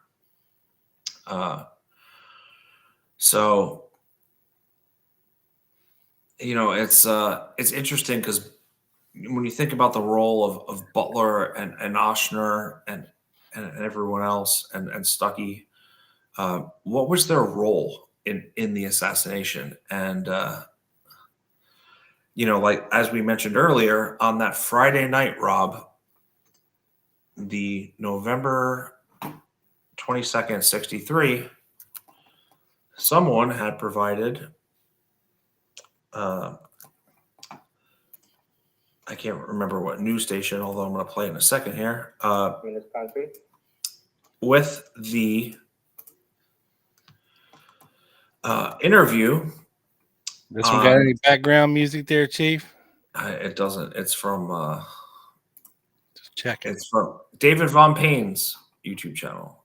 He's a friend of the community. He's a lone nutter. We've used this stuff before. Oh. Check out his channel. So far, Lee Oswald has only been accused of killing a Dallas policeman. As far as the assassination is concerned, he is described only as a prime suspect. He has denied any knowledge of the assassination of the president. Although he once actually turned in his American passport in Moscow, it's not known whether he actually became a Russian citizen. His wife is known to be Russian-born. They most recently lived in a rooming house in Dallas. Again, he was arrested in New Orleans last August after he got into a fight while distributing material for the Fair Play for Cuba Committee. Here is the interview he gave at that time to station WDSU-TV in New Orleans. No, sir, I'm not a communist, and I think that the red herring and so forth is rather ridiculous to toss into the conversation. And are you a Marxist? Well, I have studied Marxist philosophy, yes, sir, and also other philosophers. But are you a Marxist? I think you did admit on an earlier radio interview that you consider yourself a Marxist. Well, I would very definitely say that I am a Marxist. That is correct. But that does not mean, however, that I'm a communist. What is the difference between the two? Well, all right, we've all seen this before, but the important point is Someone sent this video of Oswald 5-6 hours after the assassination, maybe 7. I told you, the FBI in New Orleans already had this shit ready to go. Right. But all these different factions, whether it be the Cuban exiles or Inca or the far right, were all pushing this narrative. And someone did send that video in, and that was played before he was even accused of murdering the president. So they're already claiming the narrative, right? And when we go kind of circle this all back, what was the role of the people we talked about here, right? I think that is it. You know, I don't think they might have had any foreknowledge. I think that when he was picked up, they just kind of went into propaganda action and sent it in and made him guilty, you know, even before Friday night ended. Right, because that could have been the original plan, is to paint this guy as a pro-Castro supporter, you know, Marxist, communist, whatever you want to call it. People back then figured Marxists were communists. You know what I mean? Mm-hmm. Yep. And that could have been the original plan. Remember, the rifle, alleged murder weapon, was registered or was ordered by A.J. Heidel, who was a member of the New Orleans chapter of the Fair Play for Cuba Committee and a alleged pro-Castro supporter, even though it was Oswald's alias. You know, that's who ordered the rifle. So that's who it was initially traced back to. And then from the P.O. box, they discerned that that the P.O. box is actually registered to Lee Oswald and not this Heidel person. And then, of course, Oswald had Heidel identification on him, allegedly, even though that didn't come out right away. It came out later, more than a day later. So was this something that they concocted to paint him or attach him to this murder weapon? Either way, it ain't good, whether it's him or this fictitious Heidel being pro-Castro supporters who allegedly just killed our president. You know, it would have forced our government to do something about Cuba and possibly Russia and start World War III. Here we go. And a lot of people figured that this is just a little bit too close for comfort. You know, to be having a war 60 miles off our shore, where it could potentially kill millions of Americans. You know, if the Russians decided to support Cuba and send nukes our way, you know, it's something that they very quickly put the kibosh on and painted him as a lone nut with no associations, no allegiance to Cuba or Russia. Yeah, 100%. And the you know, the propaganda was rolling, and all these different you know, whether it be the far right or the exiles or the government, all had their own motives. And I think you could learn a lot by studying their immediate reaction to the Oswald arrest. And we've gone through this whole episode, 2 hours strong here, Rob, and 60 people, by the way, live. Yeah. That this faction of Inca and the far right and the organizations we've talked about were definitely trying to paint Oswald in a certain way, and definitely by releasing that video so quickly, hours after he was. I mean, this is not of the internet, right? Where this is going viral, right? So say like you had like Thomas Crooks, right, the Trump guy. Like say he didn't have a social media presence, but that would be going viral pretty quickly. It went viral for that time pretty quickly. Pretty quickly, yeah. Because like Scott says here in his comment, you know, if someone has to remember this unimportant interview, seemingly unimportant interview, then they have to find the film. They have to send a physical film canister to the affiliate of the network. Exactly. But again, you have to remember the FBI. This guy was on the FBI's radar ever since he came back from Russia. They were on him. They were following him. They were interviewing him, keeping tabs on him, where he was moving. You know, the New Orleans office would let the Dallas office know, hey, he's headed back your way. And Dallas would be like, all right, well, he's headed back your way. And now he's headed back your way. And we think he went to Mexico, blah, blah, blah. So this would have went into his file. And from the William Walter, who worked in the FBI office in New Orleans, we know that they had a file on Oswald. Now, whether or not he was a confidential informant, a paid confidential informant, is up for debate, but they definitely had a file on this guy in the New Orleans office, and this movie and the recordings of him on the radio would have definitely been in it, and they would have been disseminated very quickly by the right sources to media outlets and other field offices, and this information was coming fast and furious.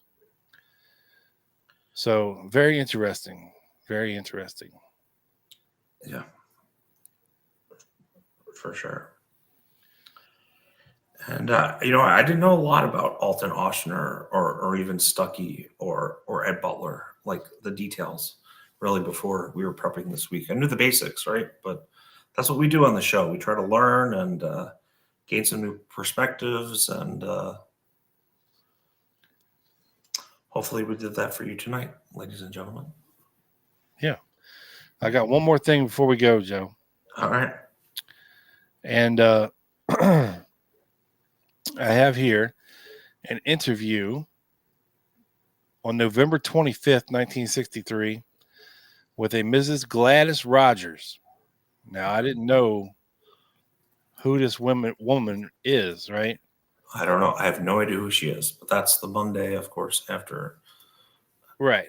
Well, apparently, she lived at 4907 Magazine Street, according to this FBI document. Okay. Okay. Well, that was Oswald's address as well. 4907 Magazine Street. Okay.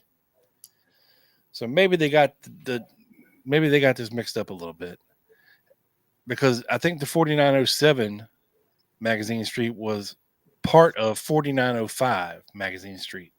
Like it was all one house, but it was split. Yeah. Right? That makes sense.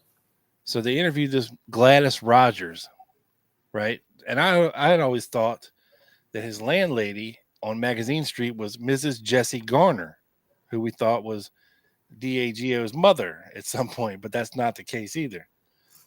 But we'll get to her here in a second. So Gladys Rogers, apparently they went to interview her. She was interviewed in an office in the psychiatric ward of Charity Hospital. Cuckoo. Cuckoo for Cocoa Puffs. Her psychiatrist, Dr. Kyle Ham, was present during the entire interview. Okay? So I can just preface this by saying this woman is batshit crazy, and they're interviewing her in the psych ward of the Looney Bin. Okay? For whatever reason. And she was interviewed, like I said, November 25th in New Orleans by Special Agent Milton Koch. So it must have been important to send this guy, right? Yeah, so that was the same guy as he came up earlier. What did he do? Well, he wrote the Milton Koch report for the Warren Commission that kind of incorporated everything New Orleans office FBI related. Mm-hmm. You know, he wrote up the Quigley interview. He wrote up Oswald's activities, the Milton Koch report, right? So she advised that she remembered Lee Oswald and his wife, who resided in the apartment, which was immediately adjacent to her apartment. She said that Lee Oswald worked at a coffee company for several months and then lost his job. During the time he was working, he would leave home at 7 a.m. and return home at 5 p.m., leaving absolutely no time to diddle Judith Baker. During the time he was working, he spent the weekends at home with his wife and baby, leaving no time to cavort with Judith Baker or David Ferry in their secret mice-ridden cancer lab.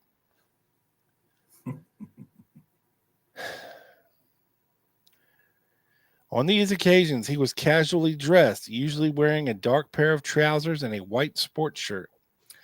She said that Oswald conversed with his wife in foreign language, which she thought to be Russian. He was a very mean son of a bitch to his wife and beat her up on several occasions when she mouthed off to him. That's interesting that she's saying that on the 25th, right? Because that's kind of corroborative. Like how would she know that on Monday? Very thin walls, Joe. Very thin walls. Well, no, I know, but I'm saying she wouldn't have got that from somewhere else. Right. At that point. Right. Oswald was aloof and kept to himself and only had one conversation with her during his stay.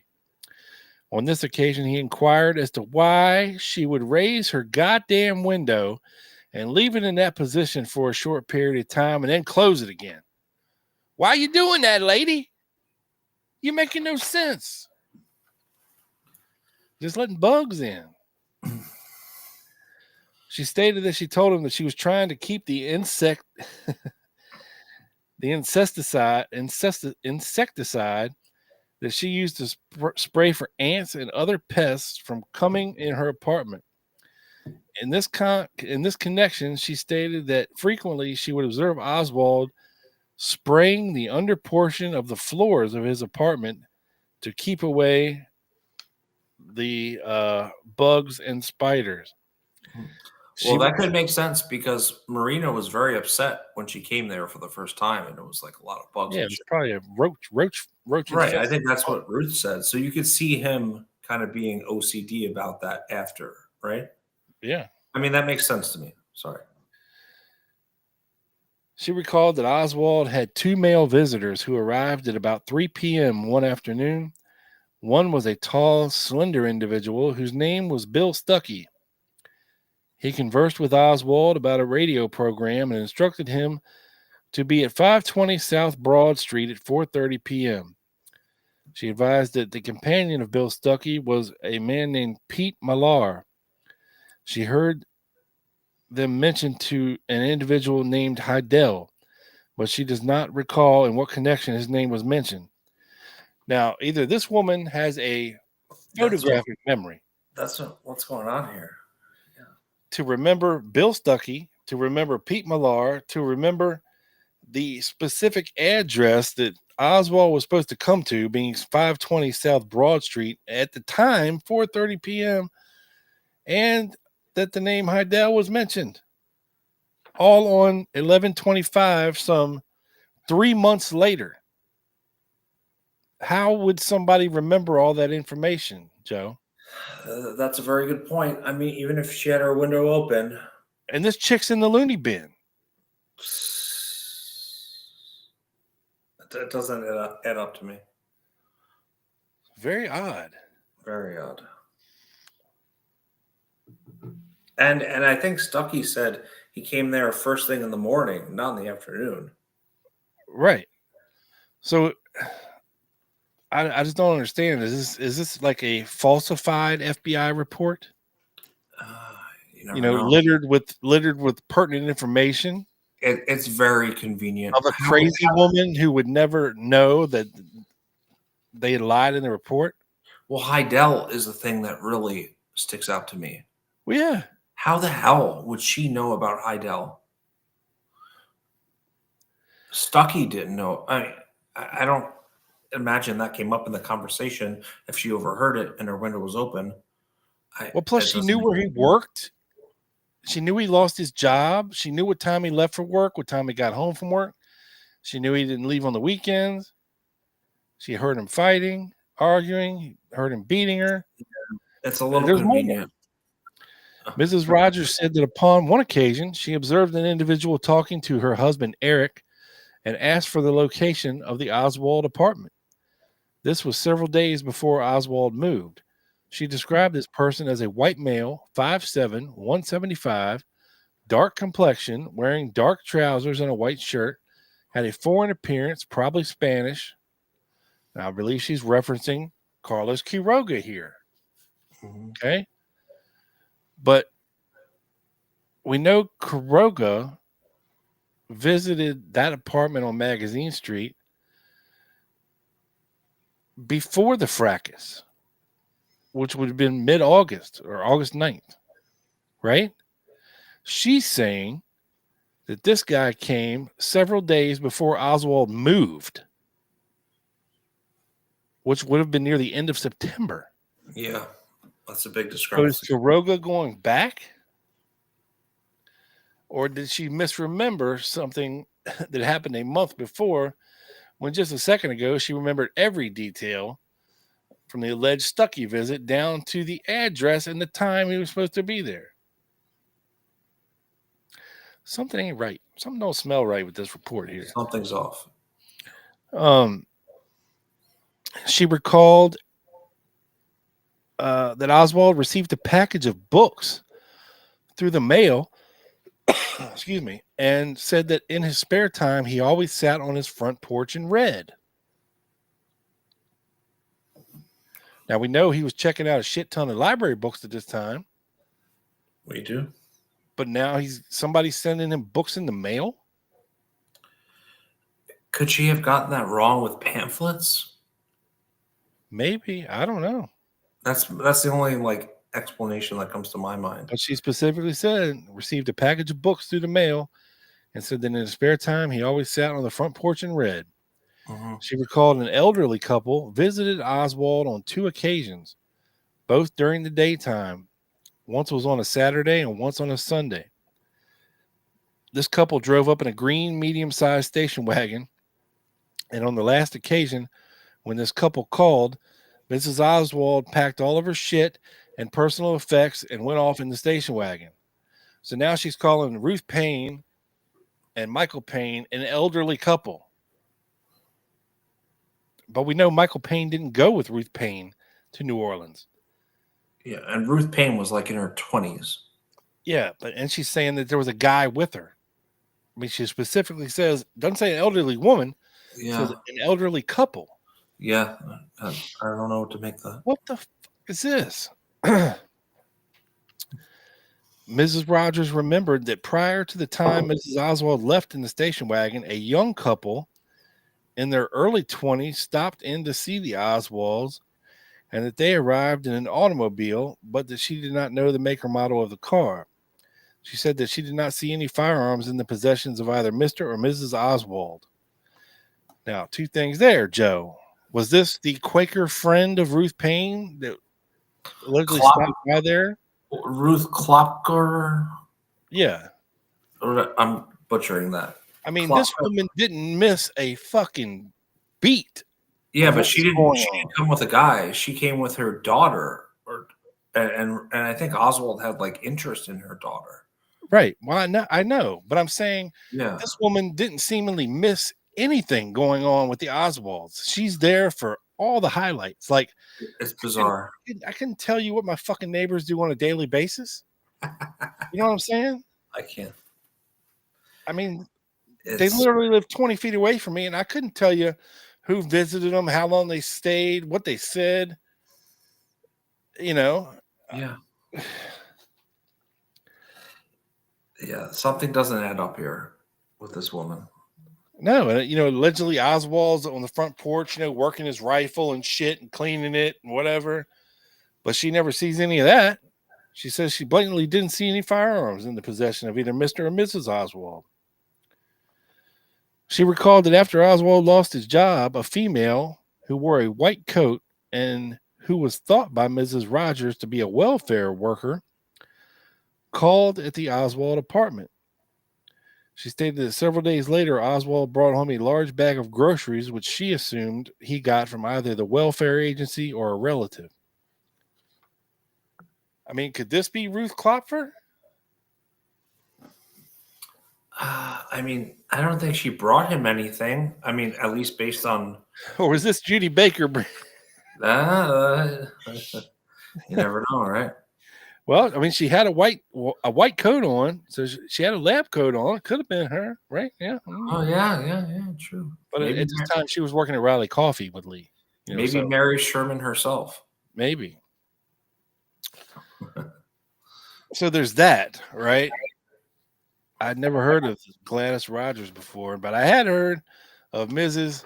Jessie Garner, right? Mm-hmm. Now, I believe the Warren Commission talked to her. I know she was interviewed for the Clay Shaw trial.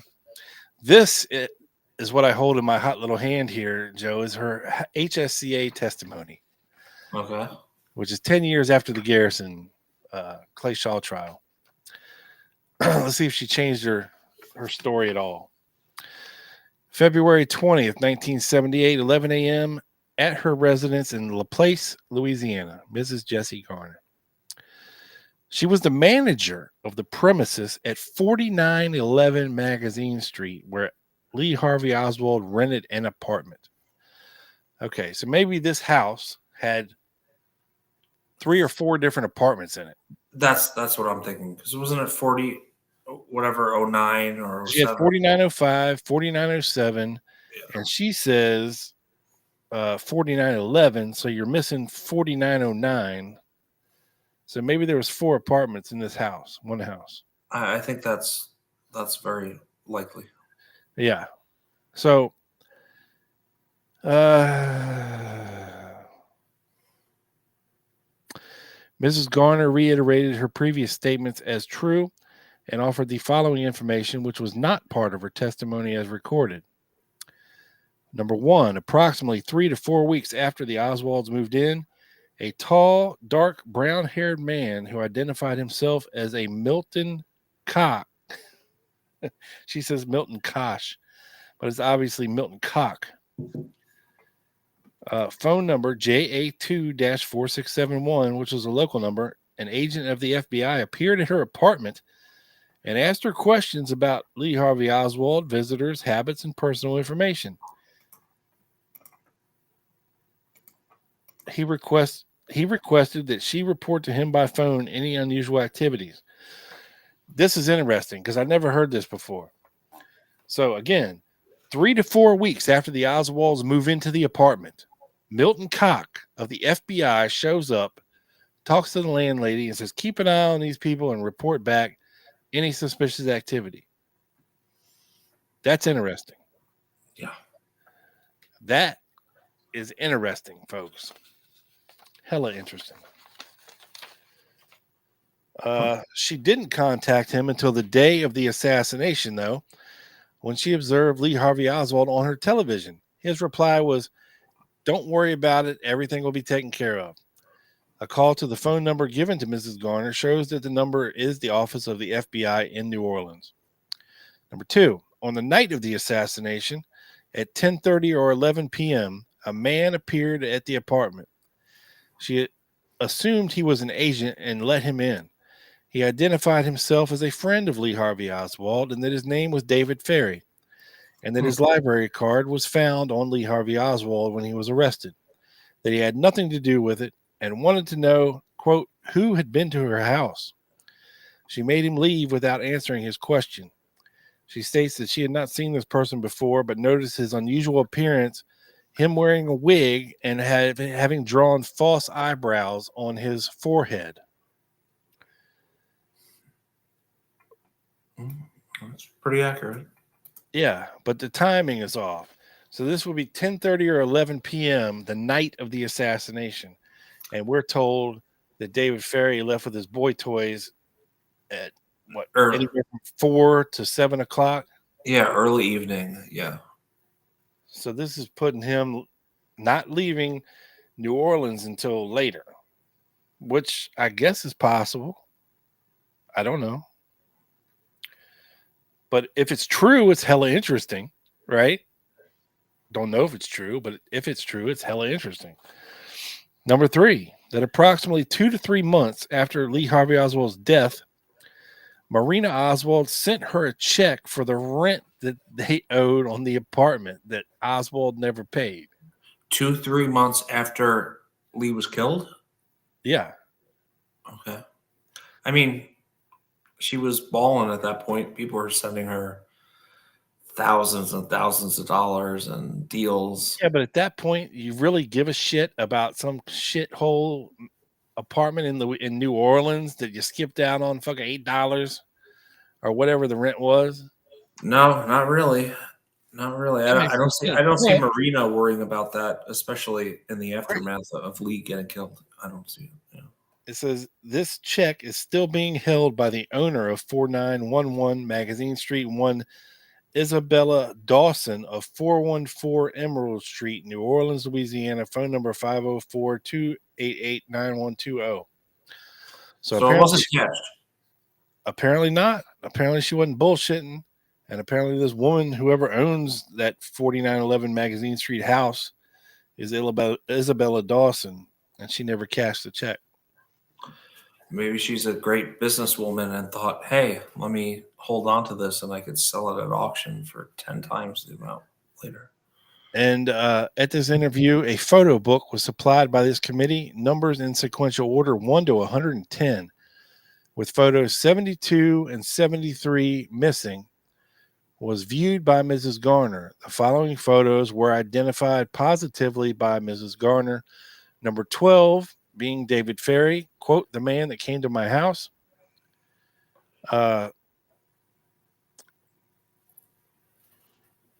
Number 57, Lee Harvey Oswald, and number 58, Marina Oswald.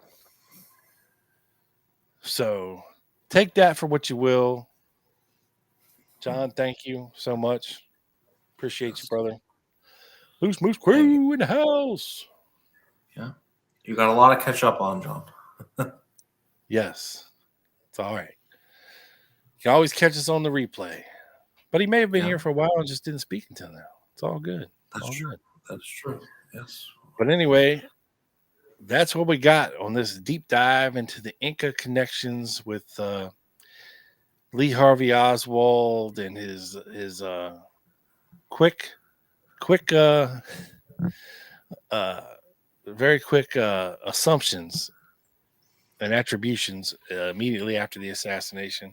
They played a big part in it, and we know they were all CIA assets, FBI informants, and then, of course, all this other very interesting ancillary information doesn't hurt either. So without further ado, Joe, grab the damn dog. You have to call her. Ruby! Come on, Ruby. Let's go. She put her head up. Time to dance, girl. Come here. Come on. Come on. Thank you, folks, for hanging with us. It's been a true banger. And we appreciate everybody that gave us some super stickers, super thanks. And all of our members, we appreciate you as well. Yeah. Hope you learned something, guys. I definitely did in preparation for the show. Yeah, I always love diving into things and learning new stuff. Mm-hmm. And we're able to do it right here in real time with yous. Mm-hmm. So without further ado, let's call in Dino and dance our way up out this biatch. Because your boy's tired. It's been a long week, Joe. And we'll see you guys. I am too. Next Wednesday night. Yeah. Until then, peace and deuces. And Ruby, doggies dancing. She just got a new haircut. Oh, she looks adorable.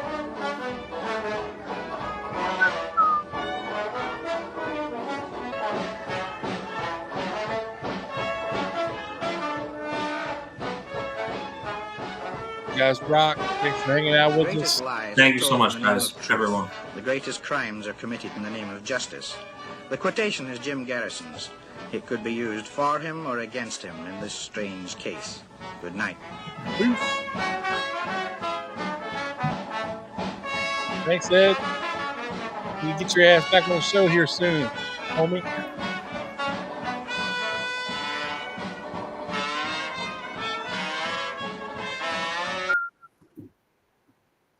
See you Wednesday, folks.